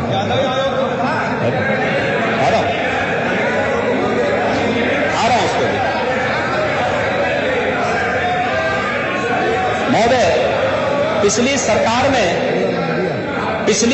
में 12 से 17 के बीच में कुल 76 लाख युवाओं को छात्रवृत्ति दी गई और इसमें भी ये 76 लाख स्कॉलरशिप हुआ है जो हम लोगों ने SC ST के छात्रों को 2016 की रोक दी गई थी पिछली सरकार के द्वारा। मार्च 17 में जब हम लोग आए तब हम लोगों ने वो राशि रिलीज करवाई थी कि भाई ये छात्रों की कौन गलती है, ये अनुसूचित जाति जनजाति की बात करते हैं।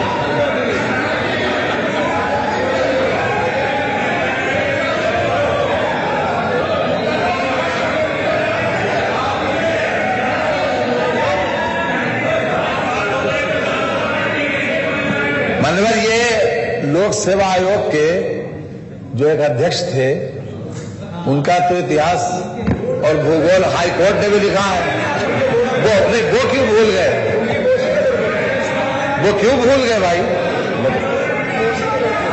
और इस समय हमारी सरकार माननीय अध्यक्ष जी, समय एक तो सहूर होना चाहिए कि नेता सदन बोल रहे हैं तो बगल के मंत्री जो खड़ा नहीं होना चाहिए। लेकिन मैं ये कह रहा हूं कि भारतीय जनता पार्टी ने एक ही चीज में महारत हासिल की है, वो केवल झूठ झूठ झूठ झूठ, हर बात झूठ। अगर एक भी सही बात हो जाए, आइए हो लगा लीजिए हमसे। आज चलने दीजिए। सारा काम पिछली सरकार का हमने इतना बढ़ा दिया। अरे हर सरकार आती है तो बढ़ाती है। आप नया काम कर दिए, कोई नया काम किया हो तो बता दीजिए। अब आपका भी पूछा था, आज पूछ रहा हूं आपकी बात। कोई एक काम अपने बजट के पैसे से लखनऊ में निर्माण किए हो बता दीजिए। अब आप कल बोलिएगा। महोदय 1 करोड़ का टैक्स बोल रहे हैं, 14 लाख बच्चों को टैक्स उतना ही बोलिए। आप अपनी पारी में कल की मैंने हम लोग को उसका उत्तर 1 करोड़ 14 लाख बच्चों को वर्तमान में हमारी सरकार छात्रवृत्ति दे रही है। 1 करोड़ 14 लाख बच्चों को और बिना भेदभाव के दे रही है। अभ्युदय योजना प्रदेश के अंदर अभी 19 जनपदों में चल रही है और इसे सभी 75 जनपदों में फ्री में कोचिंग प्रदेश के युवाओं के लिए हमारी सरकार ने लागू कर दिया है। इसमें अब तक 52,000 छात्र लाभान्वित हुए हैं और निरंतर इस योजना से जुड़े हैं। यही नहीं, पहले 2012 से 17 के बीच में उत्तर प्रदेश लोक सेवा आयोग की चर्चा तो पूरे देश और पूरी दुनिया में थी और मुझे लगता है, मुझे माफ करेंगे कि उस समय उत्तर प्रदेश लोक सेवा आयोग का नाम भी लोगों ने बदल दिया था। अभी चल रही है जांच, तो आएगा ना तो आएगा। सीबीआई की जांच समय पे आती है और उस समय क्या होता था, मुझे लगता है थोड़ी भी लोक लाज होती ना। प्रदेश के युवाओं के साथ जितना बड़ा खिलवाड़ उस कालखंड में उत्तर प्रदेश लोक सेवा आयोग, अधीनस्थ सेवा चयन आयोग, उत्तर प्रदेश पुलिस भर्ती बोर्ड और अन्य आयोगों के माध्यम से, भर्ती बोर्डों के माध्यम से हुआ था, कभी नहीं हुआ। और महोदय, हर एक भर्ती को न्यायालय को, किसी को इलाहाबाद उच्च न्यायालय को, किसी को सुप्रीम कोर्ट को रोक लगानी पड़ी थी। और महोदय, मैं कह सकता हूं पिछली सरकार में अभी इस कार्यक्रम के बाद फोटोग्राफी का सेशन होगा, फोटोग्राफी के बाद हम लोग जा रहे हैं लगभग 1000 बच्चों को फिर से नियुक्ति पत्र देने जा रहे हैं। आज नई नियुक्ति देने जा रहे हैं। लोक सेवा आयोग के भी हैं, अधीनस्थ सेवा चयन आयोग के भी हैं, हर एक आयोग के भी हैं। और इसी महीने लगभग 20,000 पुलिस भर्ती के नए रिक्रूट को भी नियुक्ति पत्र देने जा रहे हैं। 4.5 लाख से अधिक नियुक्तियां हमारी सरकार ने किया है और कोई रोक नहीं। कोई नौजवान नहीं कह सकता कोई लेन देन हुआ है। और नहीं तो पिछली सरकार में महाभारत के सभी रास्ते निकल पड़ते थे, कहीं चाचा, कहीं भतीजा, कहीं अलग अलग मामा, नाना, काका और क्या क्या रिश्ते होते थे, ये सभी निकल पड़ते थे वसूली में। लेकिन आज तो ऐसा नहीं है। आज तो प्रदेश का हर नौजवान हमारा नौजवान है। हमारे लिए एक परिवार नहीं, हमारे लिए तो 25 करोड़ जनता प्रदेश की वही परिवार है। और सरकार ने इसलिए पूरी पारदर्शिता के साथ कार्य किया। टीईटी में पर्चा की लीक की बात कर रहे हैं। पर्चा लीक करने वाले सभी लोग जेल के अंदर भी हमारी सरकार ने ठोसे थे। परीक्षा प्रारंभ होने के पहले परीक्षा को निरस्त करने का साहस भी हमारी सरकार ने दिखाया है। हमने किसी के साथ अन्याय नहीं किया और हमने कहा हम पारदर्शी तरीके से साथ परीक्षा कराएंगे भी। यह वही कर सकता है जिसकी सोच ईमानदार हो, वही काम।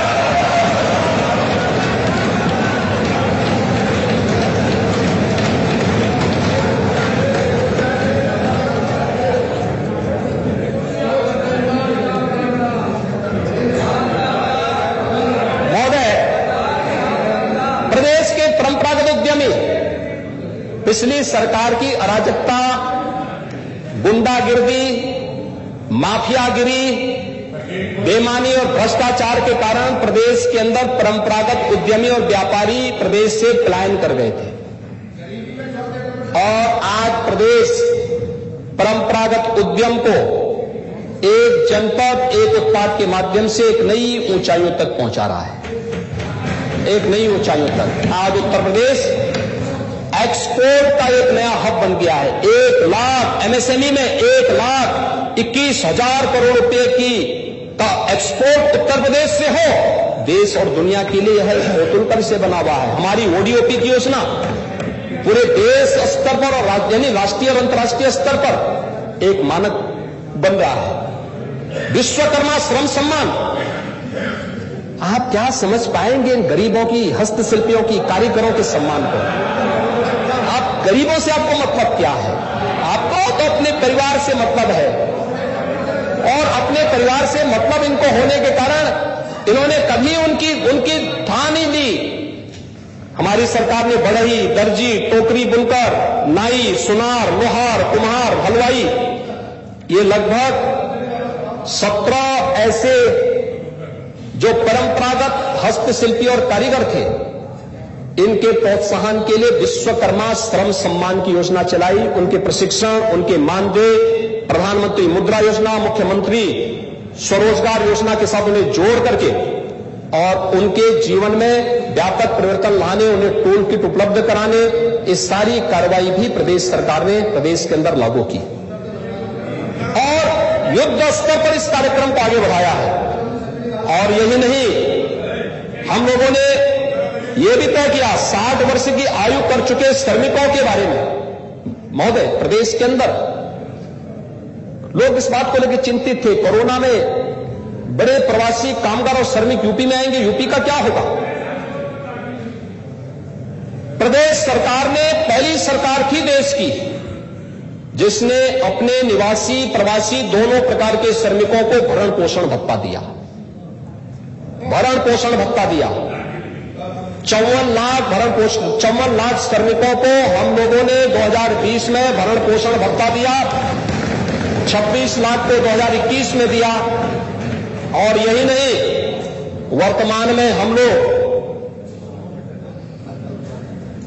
प्रदेश के एक बड़े तबके को आच्छादित करने के लिए हम लोग इसमें असंगठित क्षेत्र के जो मजदूर हैं लगभग 2.5 करोड़ हैं। इसमें स्ट्रीट वेंडर भी आते हैं, पटरी व्यवसायी आते हैं, कुली है, ठेला खोमचा रेहड़ी लगाने वाले हैं, पल्लेदार हैं, रिक्शा चालक हैं, मनरेगा मजदूर हैं, खेतीहर मजदूर हैं।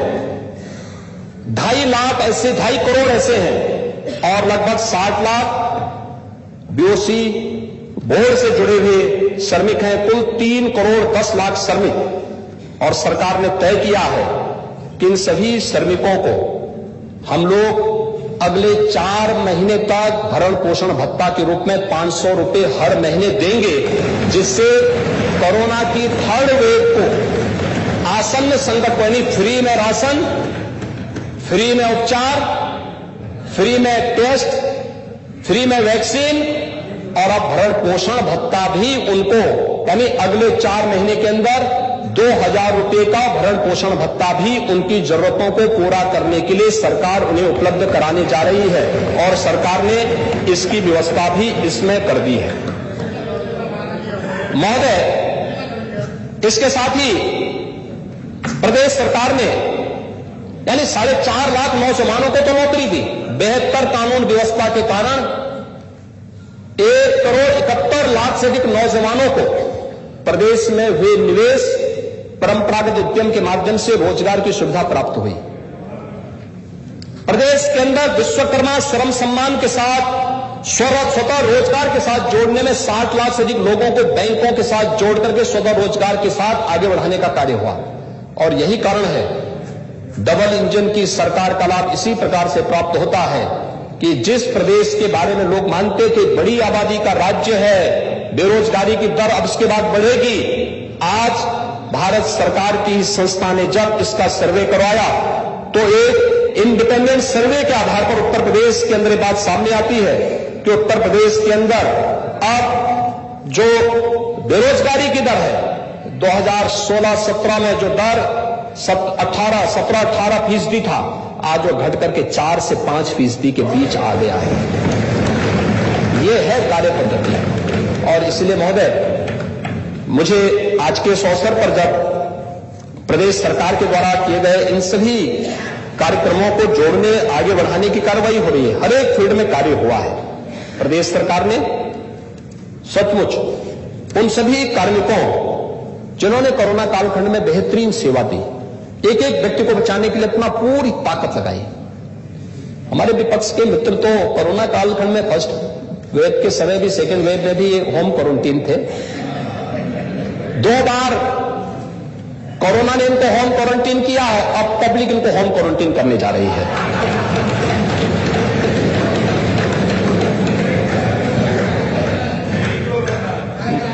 नहीं, मैं तो चाहता हूं आप फील्ड में आए, आप स्वस्थ रहें। और आपके लिए तो देखिए, आपके लिए तो हम भी चाहेंगे कि जो है हमारे नेता प्रतिपक्ष जो है वह अगर चाहेंगे तो हम लोग प्रयास कर लेंगे कि बीजेपी में अगर आप आना चाहेंगे थोड़ा आपके लिए रास्ता खोल सकते हैं। आपकी उम्र, आप देखिए, आपके पास लंबा अनुभव है, संघर्ष आपने किया है। स्वर्गीय चंद्रशेखर जी के साथ में जेपी आंदोलन में लोहिया जी के उन मूल्यों और सिद्धांतों पर आप गए होंगे। जब आज की समाजवादी पार्टी को आप देखते होंगे तो आपको पीड़ा होती होगी, एकांत में आप कभी बैठते होंगे, सच में पीड़ा होती होगी, और बहुत पीड़ा होती होगी। मंत्री जी, जितनी लंबी बात हमसे आपने की है, मैं आपको माननीय अध्यक्ष जी के माध्यम से बताना चाहता हूं कि वास्तव में राजनीति समाजवाद से ही मेरी शुरू हुई। आचार्य नरेंद्र देव, डॉक्टर लोहिया, जयप्रकाश जी, अच्युत पटवर्धन, मीनू मसानी, अशोक मेहता, चंद्रशेखर जी, राजनारायण जी, इन लोगों की जो सोच थी और जो व्यू था समाज को बनाने के लिए, राजनीति को बनाने के लिए, उस व्यू को पूरा अगर किया इस देश और दुनिया में तो मुलायम सिंह यादव, अखिलेश यादव ने पूरा किया है। इसलिए जब तक जीऊंगा तब तक समाजवादी पार्टी अखिलेश जी के साथ ही रहूंगा। मैंने यही कहा ना, डॉक्टर लोहिया ने एक बात कही थी, डॉक्टर लोहिया ने एक बात कही थी, एक सच्चा समाजवादी संपत्ति और संतति दोनों से हमेशा दूर रहेगा। और मुझे लगता है कि आप अपने नेतृत्व को अगर देखे होते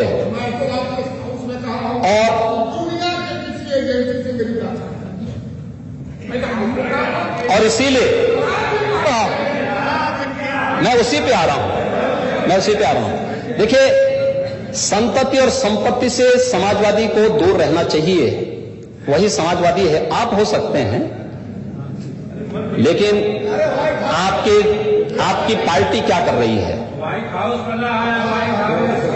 क्या कर रही है? एक दूसरा, देखिए, स्वर्गीय चंद्रशेखर जी ने अपने रहते अपने पुत्रों को और अपने परिवार को कभी राजनीति में नहीं सक्रिय होने दिया था। परिवार के लिए कोई जगह नहीं थी।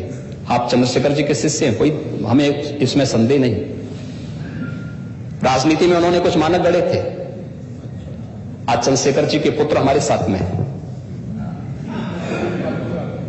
और इसीलिए मैं कहता हूं, देखिए, आचार्य रजनी से बहुत अच्छे आधुनिक चर्चित दार्शनिक थे। उन्होंने एक बात कही थी कि समाजवाद, जो नया समाजवाद है, उन्होंने कहा था समाजवाद अमीरों को गरीब बनाता है, गरीबों को गुलाम बनाता है, बुद्धिजीवियों को बेवकूफ बनाता है, केवल अपने स्वार्थ के लिए अपने नेताओं को शक्तिशाली बनाता है।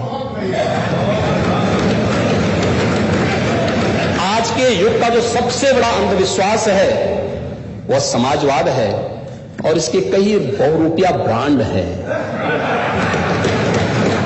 बहुरूपिया ब्रांड, परिवारवादी समाजवाद, माफियावादी समाजवाद, अराजकतावादी समाजवाद, दंगावादी समाजवाद, आतंकवादी समाजवाद।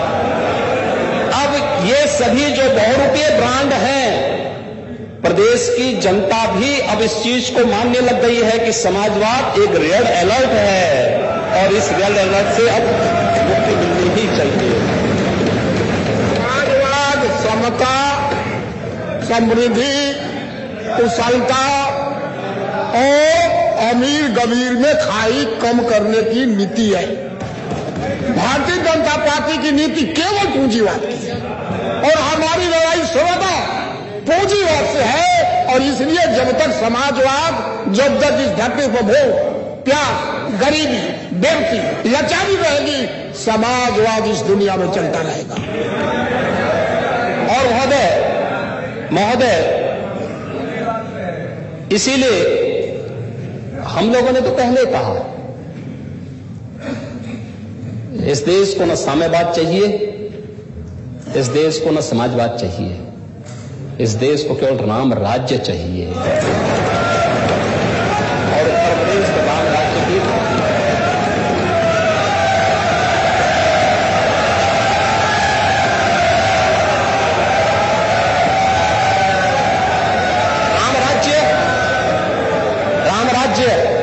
राम राज्य का मतलब जो सार्वकालिक है, सार्वदेशिक है, सार्वभौमिक है और काल परिस्थिति से प्रभावित शाश्वत है, वही राम राज्य है। हमने जो कहा था सो करके दिखाया। हम गरीब विरोधी हैं या हितैषी हैं, यह हमारा कार्य बताता है। 43 लाख गरीबों का मकान समाजवादी पार्टी के 4 काल में क्यों नहीं बने? 2 करोड़ 94 लाख परिवारों को विद्युत के कनेक्शन ये पिछली सरकारों के कालखंड में क्यों नहीं मिले? 2 करोड़ 61 लाख गरीबों को शौचालय पिछली सरकार के समय क्यों नहीं मिल पाए? प्रदेश के 10 करोड़ लोगों को 5 लाख रुपए की स्वास्थ्य बीमा का कवर पिछली सरकारों के समय क्यों नहीं मिल पाया? 2 करोड़ 54 लाख किसानों को प्रधानमंत्री किसान सम्मान निधि का लाभ क्यों नहीं मिल पाया? सिंचाई के बड़े बड़े प्रोजेक्ट, सड़क कनेक्टिविटी के प्रोजेक्ट, एक हवाई चप्पल पहनने वाला भी हवाई या जहाज की यात्रा कर सकता है, यह कल्पना पिछली सरकारों ने अपने लिए सफाई महोत्सव मनाना हो तो महोदय इंग्लैंड से एक स्पेशल मंगाया जाता था।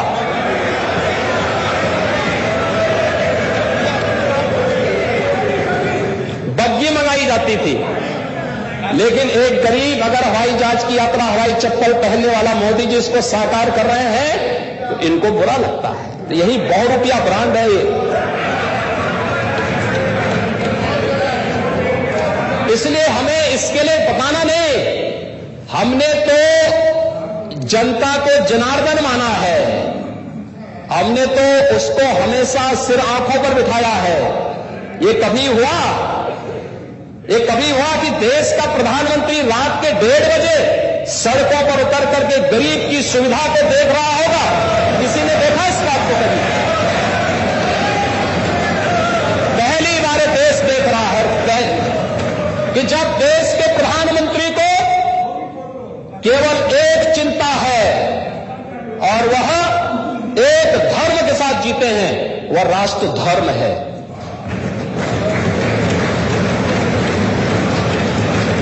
सबका साथ, सबके विकास के भाव के साथ जो कहा सो करके दिखाया।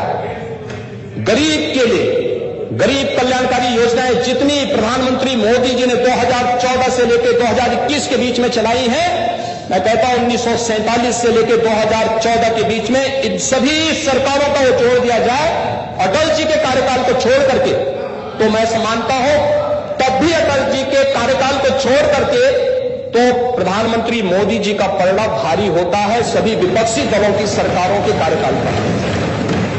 ये गरीब कल्याणकारी योजनाएं, आवास योजना का हो, गरीब का हो, गांव का हो, किसान का हो, नौजवान का हो, युवाओं का हो, किसी का भी हो, इंफ्रास्ट्रक्चर डेवलपमेंट के हो, वैश्विक स्तर पर सम्मान का हो, पहले लोग, अब सभी कह रहे हैं कि राम तो हमारे भी हैं। 2019 के पहले यानी 5 अगस्त 2020 को जब अयोध्या में रामलला के भव्य मंदिर का शिलान्यास करने के लिए प्रधानमंत्री जी आते हैं, तो होना यह चाहिए था प्रधानमंत्री देश का होता है। सभी को मुक्त कंठ से प्रशंसा करनी चाहिए थी, अभिनंदन करना चाहिए था कि भारत के अंदर गुलामी के एक कलंक को मिटाने के बाद अब भव्य राम मंदिर का निर्माण बन रहा है, जो राष्ट्र मंदिर का प्रतीक होगा। स्वागत नहीं कर सकते अच्छा कार्य का। ये स्वागत किस काम का करते हैं? यानी इनको ये लगता है कि किसी माफिया को गले लगाएंगे तो इनको लगता है कि जैसे न जाने इनको कितने यानी कि स्वर्ग की होड़ियां मिल गई इनको सब। इनके लिए माफिया ही वही है, सब कुछ वही है। राम मंदिर पर गौरव की अनुभूति नहीं होती, लेकिन जब हिंदू आस्था उमंग लेती है तो ये भी कहते हैं राम तो हमारे भी हैं, हम भी जाएंगे। अब काशी विश्वनाथ धाम, काशी दुनिया की सबसे प्राचीन नगरी, कौन ऐसा भारतीय है जो अपने जीवन में एक बार काशी नहीं आना चाहता होगा? कौन ऐसा भारतीय होगा? अगर सच्चा भारतीय है, एक बार उसकी इच्छा होती है मैं मां गंगा में स्नान जरूर करूं, एक बार उसकी इच्छा होती है मैं संगम में जाकर स्नान करूं, एक बार उसकी इच्छा होती है कि मैं काशी जरूर जाऊं। काशी बाबा विश्वनाथ का धाम, किसी कालखंड में विदेशी आक्रांता के द्वारा वहां पर हमारी आस्था पर प्रहार किया गया था। स्वतंत्र भारत को चाहिए था कि सरदार पटेल जी के पद चिन्हों का अनुसरण करते हुए उसका परिमार्जन करते, नहीं किया गया। आज काशी विश्वनाथ धाम भव्य रूप से प्रधानमंत्री जी ने 13 दिसंबर को राष्ट्र को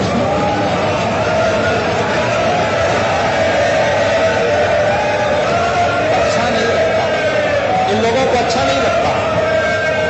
स्वागत होना चाहिए था, स्वागत होना चाहिए था, इनको ये भी अच्छा नहीं लगता है।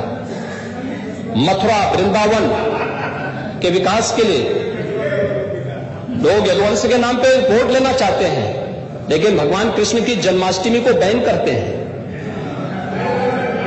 पिछली सरकारों ने बैन कर दिया था, हम लोग आए, अरे हमने कहा जन्माष्टमी थानों में और जेलों में नहीं मनाई जाएगी तो कहां मनाई जाएगी? मनाओ सभी थानों में जन्माष्टमी का आयोजन होने चाहिए, बहुत भव्यता के साथ। लेकिन इन लोगों ने बैन कर दिया था, ये लोग बैन कर दिए थे। इनको कोई फुर्सत, यानी इनको आस्था का अपमान करना ये लोग अपना जन्मसिद्ध अधिकार मानते थे, और आतंकवादियों को रिहा करना भी ये अपने लिए गौरव की बात मानते थे। लेकिन उसके ठीक विपरीत आस्था का सम्मान करना और आतंकवादियों को ठिकाना लगाना, ये हमारे लिए गौरव की बात होती है। बस यही अंतर है, फर्क साफ है। और फर्क साफ है आपके भी दिमाग में आ गया होगा। फर्क साफ है। और जो रमन जी समझ जाइए, आप कम से कम नितिन जी से कुछ तो प्रेरणा लीजिए।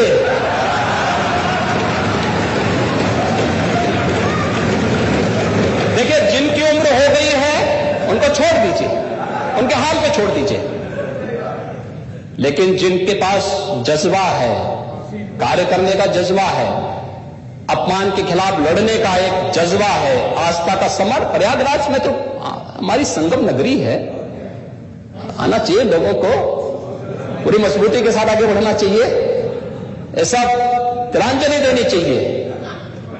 जो लोग गरीबों के लिए नहीं लड़ सकते, ये लोग किस तरीके से अपमान करते थे, ये लोग दलितों की बात करेंगे। अंबेडकर जी के नाम पर, बाबा साहब भीमराव अंबेडकर, भारत के संविधान के शिल्पी, उनके नाम पर बनी हुई संस्थाओं के नाम बदल दिए जाते हैं। कांसी राम जी के नाम पर बनी हुई संस्थाओं को उन्होंने एक सामाजिक क्रांति को जन्म दिया था। हो सकता है उनका दल अलग होगा, लेकिन समाज में सामाजिक मूल्यों की स्थापना के लिए उनके संघर्षों को आप विस्मृत नहीं कर सकते। लेकिन कांसी राम जी के नाम पर बनी हुई संस्था कोई सरकार बन रही है, ये लोग बदलती है नाम। ये सब क्या है? हमारी सरकार ने ऐसा नहीं किया। हमने तो गुलामी कालखंड में अगर किसी ने इलाहाबाद रखा तो हमने कहा इलाहाबाद नहीं, इसका पौराणिक नाम प्रयागराज है, प्रयागराज ही होगा। अयोध्या गुलामी कालखंड में फैजाबाद किया गया था, देश स्वतंत्र है, अयोध्या नाम होगा, अयोध्या हमने किया। आजादी के बाद की सरकारों ने नहीं किया था, किसी कालखंड में किसी ने क्या होगा, हमने उसको बदला है। और मुझे गौरव की अनुभूति होती है कि हमारी सरकार ने इस कार्य को कहे, सौभाग्य हमें प्राप्त हुआ है, और मैं इसके लिए अपने लिए गौरव की बात मानता हूं। लेकिन लोक लाज की बात उनके लिए है जो बाबा साहब भीमराव अंबेडकर का अपमान करते हैं, जो भारत के राष्ट्रनायक सरदार पटेल को खलनायक और राष्ट्र तोड़क जिन्ना के साथ जोड़ने का कार्य करते हैं। दोनों नहीं जुड़ सकते, दोनों की तुलना नहीं हो सकती है। ये जो मानसिकता है, एक जोड़ने की मानसिकता, एक निर्माण की मानसिकता है, और एक तोड़ने की मानसिकता है, विध्वंसात्मक मानसिकता है। डायरेक्ट एक्शन के माध्यम से करोड़ों हिंदुओं का कत्लेआम कराने वाला जिन्ना भारत का आदर्श कभी नहीं हो सकता है, कभी नहीं हो सकता। निर्दोष लोगों का हत्यारा है व्यक्ति, लेकिन जिन्ना को महिमामंडित अपने क्षणिक वोट बैंक के स्वार्थों के लिए, इससे ज्यादा शर्मनाक कुछ नहीं हो सकता। और इसलिए महोदय, सरकार ने पूरी ईमानदारी के साथ काम किया है इंटर स्टेट कनेक्टिविटी को जोड़ने का। उत्तर प्रदेश नेपाल देश के साथ अपनी सीमा जोड़ता है, हमारी कनेक्टिविटी 4 लेन की हो गई है। 2017 के पहले 2 लेन की या सिंगल लेन के थे। बिहार 4 लेन की कनेक्टिविटी से हमारे प्रदेश की कनेक्टिविटी हुई है। छत्तीसगढ़, झारखंड, मध्य प्रदेश, राजस्थान, हरियाणा, उत्तराखंड 4 लेन की कनेक्टिविटी से उत्तर प्रदेश जुड़ा है। बिजली 2017 के पहले अंधेरा होता था, मान लेते थे लोग उत्तर प्रदेश आ गया। आज उत्तर प्रदेश के अंदर आप जाइए, दिन रात पूरा उत्तर प्रदेश जगमगा रहा है, जगमगा रहा है। हर एक बिजली, सबको बिजली, भरपूर बिजली, बिजली की भी कमी नहीं। और ठीक है, हम बजट से पैसा दे रहे हैं, हमने इनकम बढ़ाई है तो हम पैसा दे भी रहे हैं। एक हाथ से कमाएंगे तो दूसरे हाथ से प्रदेश की सुविधा के लिए भेजेंगे भी। लेकिन जब पैसा ही नहीं है तो ठन गोपाल होगा ही, कुछ होगा ही नहीं, इनके पास होगा ही नहीं। सब हाथ भर के खड़े रहते थे, टुकटुकी लगाए देखते थे। 4 जनपदों में बिजली मिलती थी, वो भी आधी अधूरी, बाकी 71 जिले अंधेरे में रहते थे।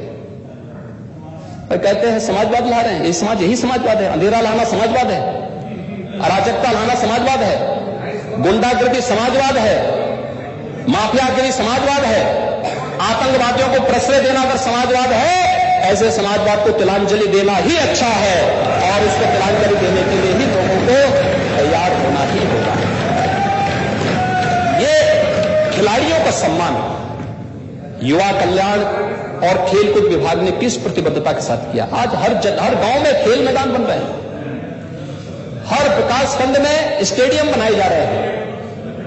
बेहतरीन तरीके से उत्तर प्रदेश देश का पहला राज्य जिसने ओलंपिक में जाने वाले उत्तर प्रदेश के हर खिलाड़ी को और मेडल प्राप्त करने वाले हर खिलाड़ी को लखनऊ में बुलाकर के सम्मान किया था।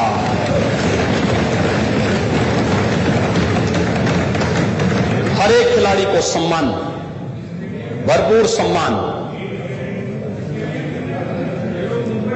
और यही नहीं, पैरा ओलंपिक में भी मेरठ का कार्यक्रम हुआ और अभी तो स्पोर्ट्स यूनिवर्सिटी बन रही है। चिंता मत करो, स्पोर्ट्स यूनिवर्सिटी भी हमारी सरकार हॉकी का जादूगर मेजर ध्यानचंद जी के नाम पर बना रही है। मेरठ में स्पोर्ट्स यूनिवर्सिटी बनेगी। अभी हम लोग बहुत शीघ्र उसका शिलान्यास भी करने जा रहे हैं और कार्य ऑलरेडी चल रहा है, उसकी चिंता करने की आवश्यकता नहीं है। आप लोगों को स्पोर्ट्स से कौन सी मतलब है जी? देखिए, बहुत सारी चीजें ऐसी हैं